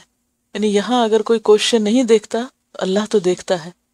إنا نحن نزلنا عليك القرآن تنزيلا فاصبر لحكم ربك ولا تطع منهم آثما أو كفورا واذكر اسم ربك بكرة وأصيلا ومن الليل فاسجد له وسبحه ليلا طويلا. انا نحن نزلنا عليك القرآن تنزيلا. انا بے شک ہم نے، نحن نزلنا ہم نے نازل کیا ہے. انا کے بعد نحن تاکید کے لیے، یقیناً ہم نے نازل کیا ہے. علیک آپ پر، القرآن یہ قرآن، تنزیلا آہستہ آہستہ کر کے نازل کرنا، تھوڑا تھوڑا کر کے اتارنا. تنزیل کس سے ہے؟ باب تفعیل سے. اور ایسا کیوں کیا گیا؟ تھوڑا تھوڑا کر کے کیوں نازل کیا گیا؟ اس کی وجہ پیچھے بتائی گئی. لنثبت به فؤادک، تاکہ ہم آپ کے دل کو جما دیں. ورتلناہ ترتیلا. اور سورۃ اسراء میں بھی آتا ہے وقرآنا فرقناہ لتقرأہ علی الناس علی مکث ونزلناہ تنزیلا. کیونکہ کفار کا یہ اعتراض بھی تھا نا، وقال الذین کفروا لولا نزل علیہ القرآن جملۃ واحدہ، کہ یہ ایک دم کیوں نہیں اترا، اکٹھا کیوں نہیں دے دیا گیا. فرمایا کہ یہ تھوڑا تھوڑا کر کے تاکہ پوری طرح سمجھ آ جائے اور آپ کے دل کو تسکین ہو جائے. اب اس قرآن کو کیوں اتارا گیا؟ تاکہ آگے لوگوں تک پہنچایا جائے. نبی صلی اللہ علیہ وسلم کی کیا ذمہ داری تھی؟ بلغ ما انزل الیک من ربک، جو بھی اتارا جا رہا ہے اس کو آگے پہنچاؤ، دوسروں تک لے جاؤ. لہٰذا کیا کرو؟ فاصبر لحکم ربک، صبر کرو اپنے رب کے فیصلے تک. یعنی اس قرآن کا آگے پہنچانا کس چیز کا تقاضا کرتا ہے؟ صبر کا تقاضا کرتا ہے. کبھی انسان کو اپنی بے عزتی برداشت کرنی ہوتی، کبھی فائدوں سے محروم ہونا پڑتا ہے، کبھی مختلف طرح کی پابندیاں برداشت کرنی ہوتی ہیں، کبھی کم پہ قناعت کرنی پڑتی ہے، کبھی انسان کی مقبولیت دفن ہوتی ہے، کبھی شہرت ختم ہوتی ہے، کبھی کوئی کریڈٹ نہیں ملتا آپ کو، آپ جتنی مرضی کوئی کوشش کریں، کبھی حسد میں ستانے لگتے ہیں، کبھی کوئی آپ کا رقیب بن جاتا ہے، کبھی آپ کو تنقید کا استقبال کرنا پڑتا ہے، کبھی آپ کو لوگ طرح طرح کے تانے دیتے ہیں. نبی صلی اللہ علیہ وسلم کی پوری زندگی ہمارے سامنے ایک نمونہ ہے کہ اس قرآن کو آگے پہنچانے میں انہیں کیسی کیسی مشکلات پیش آئیں، زبانی تانوں اور باتوں سے لے کر قتل کی دھمکیاں اور پھر قاتلانہ حملے اور گھر بار سے نکال دیا گیا. کون سی چیز ہے جو اس راستے میں قربان نہیں کیا آپ نے؟ تو یہ قرآن جو اللہ نے اتارا، اس کو آگے پہنچانے کے لیے حکم کیا ہے؟ فاصبر لحکم ربک. اور جیسا کہ آپ جانتے ہیں کہ اس پارے کا مرکزی مضمون جو ہے وہ دعوت اللہ ہے، تو دعوت اللہ کے لیے پہلے کیا کیا گیا؟ جنت کی اور جہنم کی ساری ڈسکرپشن دے کر اور مقصد زندگی ابتدا میں بتا کے یہاں کیا کہا؟ اس میسج کو آگے کنوے کرنے کے لیے صبر. اور صبر کون کر سکتا ہے؟ جس کو جنت کے ملنے کا یقین ہو، جس کو اپنے رب پر اعتماد ہو کہ اس کی باتیں سچی ہیں. ولا تطع، اور نہ تم اطاعت کرو، منہم ان میں سے، آثمن کسی گناہگار، او کفورا یا سخت ناشکرے کی. کسی گناہگار ناشکرے کی بات مت مانو. وہ کیا تھی؟ آپ کو یاد ہے کہ ولید بن مغیرہ نے آپ صلی اللہ علیہ وسلم کو ایک آفر دی تھی اور کہا تھا کہ تم اس کام سے باز آ جاؤ، لوگوں کو یہ سنانا بتانا چھوڑو، ہم تم جتنی چاہتے تمہیں دولت دے دیتے، ہم سے مال لے لو، یہ کام بند کر دو. اچھا اگر تم عرب کی کسی لڑکی سے شادی کرنا چاہتے ہو تو جسے تم پسند کرو تو بس اشارہ کرو، ہم تمہیں شادی کرا دیں گے. یعنی جو تم چاہتے ہو مانگو، سب دیں گے، لیکن یہ کام چھوڑ دو. تو اللہ سبحانہ وتعالیٰ نے کیا فرمایا؟ وَلَا تُطِعْ مِنْهُمْ آثِمًا أَوْ كَفُورًا. ایسے لوگوں کی بات نہیں ماننی، اور جو کام کرنا ہے وہ کرتے رہنا ہے. اور اس کام کو کرنے کے لیے، صبر کے لیے ہمت کہاں سے چاہیے؟ کس چیز سے ہمت آئے گی؟ وَاذْكُرِ اسْمَ رَبِّكَ، ذکر سے، اپنے رب کا نام لیتے رہو. بُكْرَةً وَأَصِيلًا، صبح اور شام. صبح میں فجر کی نماز بھی آتی ہے، صبح کے اذکار بھی آتے ہیں. اصیلا پچھلا پہر، اس میں ظہر اثر آتی ہے اور اذکار بھی آتے ہیں. وَمِنَ اللَّيْلِ، اور رات کے اوقات میں. فَاسْجُدْ لَهُ، اس کے آگے سجدہ کرو. عشاء کی نماز آتی ہے. وَسَبِّحْهُ، اور تسبیح کرو اس کی. لیلاً طویلا، طویل رات تک. ایک داعی کے لیے کیا ضروری ہے؟ اللہ سے مضبوط تعلق، ذکر کے ذریعے، نماز کے ذریعے، اور خصوصاً تہجد کی نماز. وَسَبِّحْهُ، یہاں تسبیح کا لفظ نماز کے لیے آیا. فَاسْجُدْ بھی نماز کے لیے آیا. وَاذْكُرْ بھی نماز کے لیے آیا. تو یہاں سے نمازوں کے اوقات بھی پتہ چل رہے ہیں. اور نماز کے علاوہ بھی، کیونکہ پیچھے ہم پڑھ چکے ہیں نا کہ نماز کے بعد بھی ذکر کرو. وَسَبِّحْهُ لَيْلًا طَوِيلًا، اور طویل رات تک. یہ وہی بات ہے جو پیچھے سورۃ المزمل میں دہرائی گئی تھی. یا ایھا المزمل قم اللیل الا قلیلا نصفہ او انقص منہ او زد علیہ ورتل القرآن ترتیلا. تو یہی ہے وَسَبِّحْهُ لَيْلًا طَوِيلًا. اور سورۃ اسراء میں بھی آتا ہے وَمِنَ اللَّيْلِ فَتَہجد بِهِ نَافِلَةً لَكَ عَسَىٰ أَن يَبْعَثَكَ رَبُّكَ مَقَامًا مَحْمُودًا. إن هؤلاء يحبون العاجلة ويذرون وراءهم يوما ثقيلا. نحن خلقناهم وشددنا أسرهم وإذا شئنا بدلنا أمثالهم تبديلا. ان هؤلاء يحبون العاجلہ، ان هؤلاء، بے شک یہ لوگ. کون لوگ؟ اہل مکہ کی طرف اشارہ ہے، اور اس کے بعد بھی ایک داعی کو جن لوگوں سے سابقہ پیش آتا ہے. یہ سب لوگ یحبون العاجلہ، دنیا سے محبت رکھتے ہیں، جلدی ملنے والی چیز کی محبت میں مبتلا ہے. کیونکہ جب انسان دین کا کام کرتا ہے نا تو بہت زیادہ بعض اوقات تکلیف کس سے ہوتی ہے؟ لوگ جب دین سے بے رخی کرتے ہیں، دنیا میں مشغول ہیں اور دین کے لیے وقت ہی نہیں، تو اس وقت انسان کے اندر ایک بہت تکلیف ہوتی ہے. آپ ایک ایک کے گھر میں جا کے بلاتے ہیں، آپ ایک ایک کو فون کر کے بلاتے ہیں، آپ ایک ایک کو طرح طرح کے مشورے دے کے اور فیسیلیٹیٹ کر کے اور کہتے ہیں کہ کسی طرح پہنچو، آؤ، بیٹھو، کچھ تو سیکھو. کہتے ہیں جی کیا کریں، بہت کام ہے، وقت نہیں ملتا، بہت مصروفیت ہے، دنیا کے جھمیلے بڑے ہیں، یہ کام ہے، کتنی چیزیں سناتے ہیں لوگ. تو اس پہ کیا کہا گیا؟ صبر کرو. اصل بات یہ کہ یہ لوگ دنیا سے محبت رکھتے ہیں، یہ دنیا کی محبت ان کو اس طرف نہیں آنے دیتی. وَيَذَرُونَ وَرَاءَهُمْ، اور وہ چھوڑے ہوئے ہیں اپنے آگے یا پیچھے، یوماً ثقیلا، وہ بھاری دن، وہ بہت بڑا سخت مصیبت کا، قیامت کا دن، اس کو بھولے ہوئے ہیں. یہ ہے اصل مشکل. اور یہ کتنی سچی بات ہے، ہر دور میں، صرف اہل مکہ کے لیے نہیں، آج بھی آپ دیکھیں کہ ہماری پرائرٹی کیا ہے؟ عاجلہ. اور کس کو بھولے ہوئے؟ آخرہ، وہ تو کل آئے گی. صبح سے لے کے رات تک کے ساری بھاگ دوڑ، سارے غم، ساری پریشانی کس کی؟ کس کے پیچھے بھاگے جا رہے ہیں؟ صرف دنیا. کیا مرنا نہیں؟ بھول گئے ہم، مرنا بھی ہے، اس کے لیے بھی تیاری چاہیے، لیکن وہ تو کل مریں گے نا. ابھی تو آج کا مسئلہ حل کریں. یہ کہتے ہیں کہ انہوں نے کسی کو درس پہ آنے کے لیے بلایا تو انہوں نے کافی سمجھا ان کو کہ آپ آ جائیں، تھوڑی دیر کے لیے آ جائیں، صرف قرآن کی کلاس میں آ جائیں. تو کہہ لیں گے میں بہت مصروف. ان کا کہ کیا کہہ لیں، میرے پاس اتنا کام ہے کہ مرنے کا بھی وقت نہیں میرے پاس. لیکن موت تو وقت نہیں پوچھے گی. ناشکری ہے نا، یعنی جو کچھ ہے وہ سوچتے نہیں کہ کچھ ہے، ہر وقت نہ ہی کی رٹ لگی ہوئی کہ کچھ نہیں. فرمایا نحن خلقناہم، کہاں بھاگیں گے، ہم نے ان کو پیدا کیا ہے. یہ کیسے بھول جاتے؟ آغاز صورت میں بھی کیا تھا؟ ہم نے مخلوط نطفے سے پیدا کیا. اختتام پہ بھی کیا فرمایا؟ نحن خلقناہم، ہم نے ان کو پیدا کیا، ہم ہی کو بھول گئے. وشددنا اسرہم، شددنا، شدید میں کیا معنی پایا جاتا ہے؟ مضبوط، قوت. مضبوط باندھا ہم نے، اسرہم، ان کے بندھن کو، ان کے جسم کو مضبوط باندھا ہے، یعنی ہڈیوں کو مسلس کے ساتھ اور گوشت کے ساتھ اور مختلف اعضاء کو ایک دوسرے کے ساتھ خوب کس کے جوڑ دیا. اب دیکھیں کہ اگر ہمارے جوڑ ذرا بھی ڈھیلے ہوں تو ہم کوئی کام کرنے کے قابل نہ ہوں. اگر آپ تھوڑا سا بھی ڈھیلا چھوڑ دیں تو کس طرح لٹکنے لگتا ہے نا جسم. تو اللہ سبحانہ وتعالیٰ نے ہمارے جسم کو ڈھیلا بھی رکھا ہے اور اس کو کس بھی دیا ہے، اس طریقے سے مضبوط باندھا ہے کہ انسان چیزیں اٹھا رہا ہے، رکھ رہا ہے، پھینک رہا ہے، بھاگ رہا ہے، دوڑ رہا ہے، بیٹھ رہا ہے، اٹھ رہا ہے، اور اس کا جسم مددگار ہے اور ساتھ دے رہا ہے، تبھی وہ کچھ کر پاتا ہے. لیکن اس ساری نعمت کے ساتھ ہم صرف دنیا دنیا دنیا، بس یہ کس نے جسم بنایا اور کس نے باندھا، کس نے اس کو اس قابل بنایا کہ ہم کچھ کر سکیں. نحن خلقناہم، یہ ہم نے دیا تھا ان کو جسم. وشددنا اسرہم، یہ ہم نے مضبوط باندھا تھا. وَإِذَا شِئْنَا، اور جب ہم چاہیں بدلنا امثالہم، ہم ان کی شکلیں بدل کے رکھ دیں، ہم ان کو ایسی بیماریاں لگا دیں، ہم ان کو ایسے حال میں پہنچا دیں. اور بڑھاپا تو خود گواہ ہے کہ انسان کی ساری مضبوطی اور طاقت اور گٹھا ہوا جسم کس طرح خود بخود ڈھیلا ہو کے بیکار ہو جاتا ہے اور انسان اپنے اٹھنے بیٹھنے سے بھی عاجز ہو جاتا ہے. وَإِذَا شِئْنَا بَدَّلْنَا أَمْثَالَهُمْ تَبْدِيلًا، بالکل تبدیل کر کے رکھ دیں ہم ان کو. دیکھو یہ جسم اللہ کا دیا ہوا ہے، اس کا شکر بھی کرو، اس کا حق بھی ادا کرو، اور اس سے وہ کام لو جو اللہ چاہتا ہے.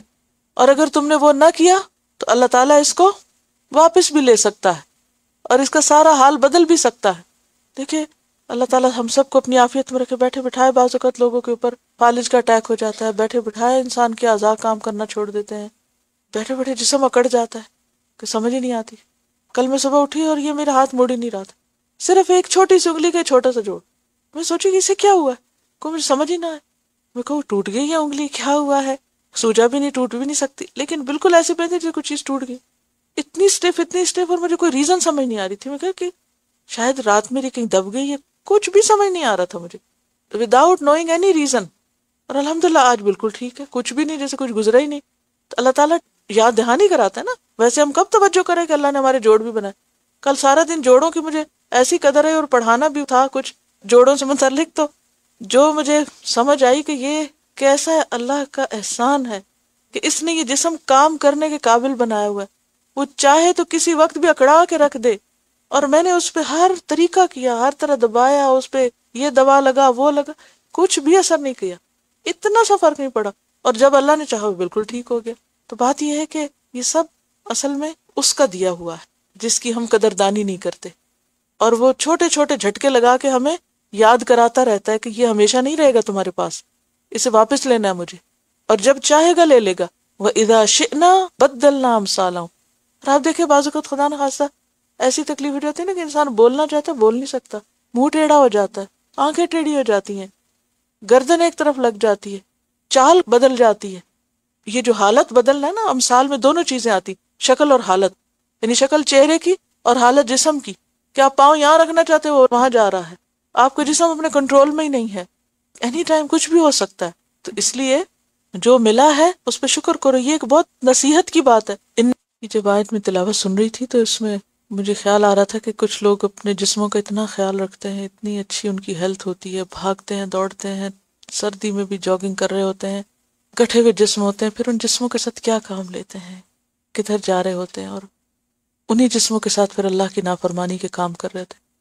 کبھی لوگوں کے کراؤڈز دیکھ کر کس طرح اچھل کود کر رہے ہیں، کھیل رہے ہیں اور باڈی بلڈنگ کر رہے ہیں، اور پھر کہاں لگا رہے ہیں، کدھر.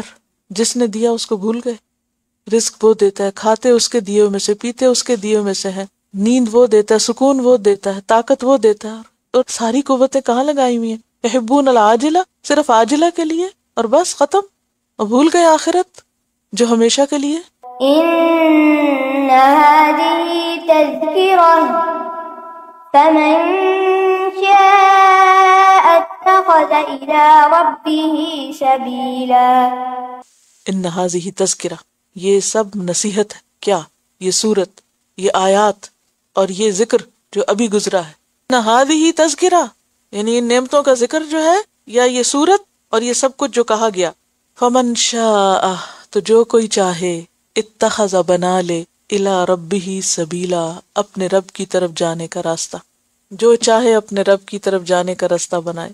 رب کی طرف کا راستہ کون سا راستہ ہوتا ہے؟ نیکی کا راستہ، خیر اور بھلائی کا راستہ، یعنی جس کو آپ ہدایت کا راستہ کہتے ہیں. ان ھذا صراطی مستقیما فاتبعوہ، اور وہ راستہ وہ ہے جو نبی صلی اللہ علیہ وسلم نے دکھایا ہے. وَإِنَّكَ لَتَهْدِي إِلَى صِرَاطٍ مُسْتَقِيمٍ صِرَاطِ اللَّهِ الَّذِي لَهُ مَا فِي السَّمَاوَاتِ وَمَا فِي الْأَرْضِ، اور جس کے لیے ہم ہر نماز میں دعا مانگتے ہیں، اهدنا الصراط المستقیم، سورۃ الفاتحہ آیت 6. تو ان هذه تذکرہ فمن شاء اتخذ الى ربه سبیلا. دیکھیے جانا تو ہم نے ویسے بھی ہے نا اللہ کی طرف، جانا ہے نا، سب نے جانا ہے. ایک ہے کہ ہمیں لے جایا جائے گا، اٹھا کے لے جائیں گے، اور ایک یہ کہ خود چلیں، خود اپنی مرضی سے اپنے رب کی طرف چلیں. اور رب کی ملاقات کا ایک شوق پیدا ہو جائے دل میں، اور اچھے اچھے کام کریں. اور اس کے لیے ضروری نہیں کہ آپ کسی سڑک پر جائیں، آپ اپنے گھر کے اندر آپ اپنی نیت، اپنے ارادے، اپنے خواہش سے نیکی کے کاموں، جیسے پیچھے آئے نا ابرار کی بات، تو وہ نیکی کی ہر وقت ایک طلب. تو ہر وہ کام چاہے چھوٹا راستہ ہو چاہے بڑا، مثلا آپ حج پہ جا رہے ہیں تو ایک لمبا راستہ ہے، آپ نماز کے مصلے تک جا رہے ہیں، کلاس روم تک آ رہے ہیں، قرآن اٹھانے کے لیے جا رہے ہیں، کسی کو کھانا دینے کے لیے جا رہے ہیں، تو یہ کیا ہے؟ یہ چھوٹے چھوٹے راستے. تو جس کا دل چاہے، کیونکہ اللہ تعالیٰ ان سارے رستوں سے انسان کو ملتا ہے نا. نماز سے بھی ملتا ہے، اقیم الصلاۃ لذکری، کھانا کھلانے سے بھی ملتا ہے. وہ جیسے ایک حدیث میں آتا ہے نا کہ میرا فلاں بندہ بھوکا تھا تو اگر تم اسے کھلاتے تو مجھے وہاں پاتے، وہ بیمار تھا تم اسے پوچھتے تو تم مجھے وہاں پاتے. تو اللہ تعالیٰ تو مختلف نیکی کے کاموں کے ذریعے بندہ اس کو پا لیتا ہے. تو جس کا جی چاہے اپنے رب کی طرف جانے کا رستہ بنا لے، یعنی اس کی خوشی اور رضا کے کام کرے، ورنہ یہ سب کچھ واپس چلا جائے گا. اور پیچھے ہم پڑھ بھی چکے نا، ان یشاء یذھبکم ویأتی بخلق جدید، اور لوگ ہماری جگہ آ جائیں گے. اگر ہم نہیں اس کے دین کے کام کریں گے، کسی اور سے وہ کام لے لے گا، کسی اور کو اٹھا لے گا. وما تشاءون إلا أن يشاء الله إن الله كان عليما حكيما يدخل من يشاء في رحمته والظالمين أعد لهم عذابا أليما. وما تشاؤون الا ان یشاء اللہ، وما تشاؤون، اور نہیں تم چاہتے، الا مگر یہ کہ ان یشاء اللہ، کہ اللہ چاہے. تمہارے چاہنے سے نہیں کچھ ہوتا جب تک اللہ نہ چاہے. اور اللہ کب چاہتا ہے؟ جب بندے کے اندر وہ طلب دیکھتا ہے کہ بندہ سچا ہے. وہ ایک قصہ میں نے کہیں سنا تھا، معلوم نہیں سچ ہے یا نہیں. کچھ لوگ حج پر گئے تو طواف کر رہے تھے، ایک بندے کے بارے میں اللہ نے حکم دیا کہ تم نکل جاؤ یہاں سے. تو اس نے کہا میں نہیں نکلتا، کیونکہ تیرے تو اتنے سارے بندے ہیں تو میرا کوئی اور رب نہیں. کہتے کہ اللہ تعالیٰ کو اس کی یہ بات اتنی پسند آئی کہ اس کو کہا کہ اچھا جا جو تو مانگتا ہے. انسان سے کتنی بھی بڑی غلطی ہو، کتنا بھی بڑا گناہ ہو، کتنی بھی بڑی مایوسی شیطان دل میں ڈالے کہ نہیں تمہاری دعا نہیں سنی جانی اور تمہارا کوئی عمل قبول نہیں اور تم تو کبھی جنت میں جا نہیں سکتے. شیطان ایسے وسوسے ڈالتا ہے نا، ہر ایک کے اندر ڈالتا ہے. نہیں تمہارا کوئی کام قبول نہیں، تم نے کوئی سیدھا کام کیا ہی نہیں، کوئی نیت تمہاری ٹھیک تھی نہیں. اچھا کیا پتا تمہاری قسمت میں جنت لکھی نہ ہو، تم اصحاب الیمین میں سے ہو ہی نہ، پھر کیا ہوگا. اور تمہارے تو گناہ اتنے زیادہ ہیں کہ وہ اب معاف بھی نہیں ہو سکتے، وغیرہ وغیرہ. جب بھی شیطان ایسے وسوسے ڈالے تو فوراً اللہ کی طرف رجوع کریں اور کہیں کہ اللہ تعالیٰ جو کچھ بھی، اگر آپ نے مجھے بائیں ہاتھ والوں میں لکھا نا، آپ دائیں میں لکھ دیں. میرے گناہ ہیں تو تو معاف کر سکتا ہے، فَإِنَّهُ لَا يَغْفِرُ الذُّنُوبَ إِلَّا أَنْتَ، بس تو معاف کر دے. اور اگر ہماری قسمت میں جنت نہیں تو کر دے. تو جتنا کوئی بلبلا کے اللہ سے مانگے گا اللہ دے گا اس کو. ضرورت اس کی ہے کہ ہم اپنی طلب میں سچے ہو جائیں. اگر ہم سچے ہو جائیں گے نا تو اللہ بھی ہمارے ساتھ پھر ویسے ہی معاملہ کرے گا. وما تشاؤون الا ان یشاء اللہ. یہ اس لیے نہیں کہا کہ ہم پھر ہاتھ پاؤں چھوڑ کے بیٹھ، یہ اس لیے کہا کہ اور توجہ کریں. ان اللہ کان علیما حکیما. یہ کیوں کہا علیما حکیما؟ کیونکہ اس کو پتا ہے نا کس کو کیا دینا چاہیے، وہ خوب جانتا ہے، وہ خوب حکمت والا ہے. یدخل من یشاء فی رحمتہ، وہ داخل کرتا ہے اپنی رحمت میں جس کو چاہتا ہے. وہ جسے چاہے گا اپنی رحمت میں داخل کر دے گا. رحمت کیا ہے اس کی؟ جنت. جنت کو کیا کہا تھا؟ انتی رحمتی، تیرے ذریعے جس کو میں چاہوں گا اس پر رحم کروں گا. یدخل من یشاء فی رحمتہ، جسے چاہے گا اپنی رحمت میں داخل کر لے گا. والظالمین، اور جہاں تک ظالم ہے، ظالموں کا جہاں تک تعلق ہے، اعد لہم عذابا علیما، ان کے لیے اس نے دردناک عذاب تیار کر رکھا ہے. ظالموں کے لیے بڑا سخت عذاب ہے، بڑی سخت سزا ہے. اور یہ جو ما تشاؤون کی بات ہے نا، آپ نے کبھی نوٹ کیا ہوگا کہ بعض اوقات چیز آپ کے ہاتھ کی ریچھ میں پڑی ہوتی ہے نا، کوئی نیکی کا کام وہ سامنے رکھا ہوتا ہے، 10 دن رکھا رہتا ہے، توفیق نہیں ہوتی نا، نہیں کر سکتے، اس وقت استغفار کرنی چاہیے.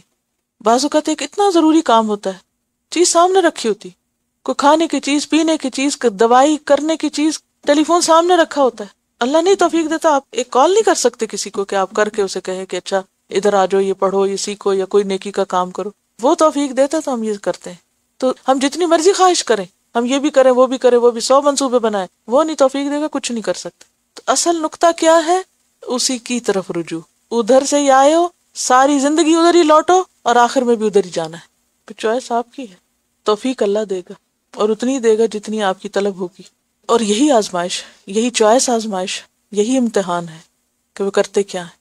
اللہم انی اسألک من الخیر کلی عاجلہ و آجلہ ما علمت منہ وما لم اعلم واعوذ بک من الشر کلی عاجلہ و آجلہ ما علمت منہ وما لم اعلم. آج کے لیے اتنا ہی کافی ہے. وآخر دعوانا ان الحمد للہ رب العالمین. سبحانک اللہم و بحمدک اشہد ان لا الہ الا انت استغفرک و اتوب الیک. السلام علیکم و رحمۃ اللہ وبرکاتہ.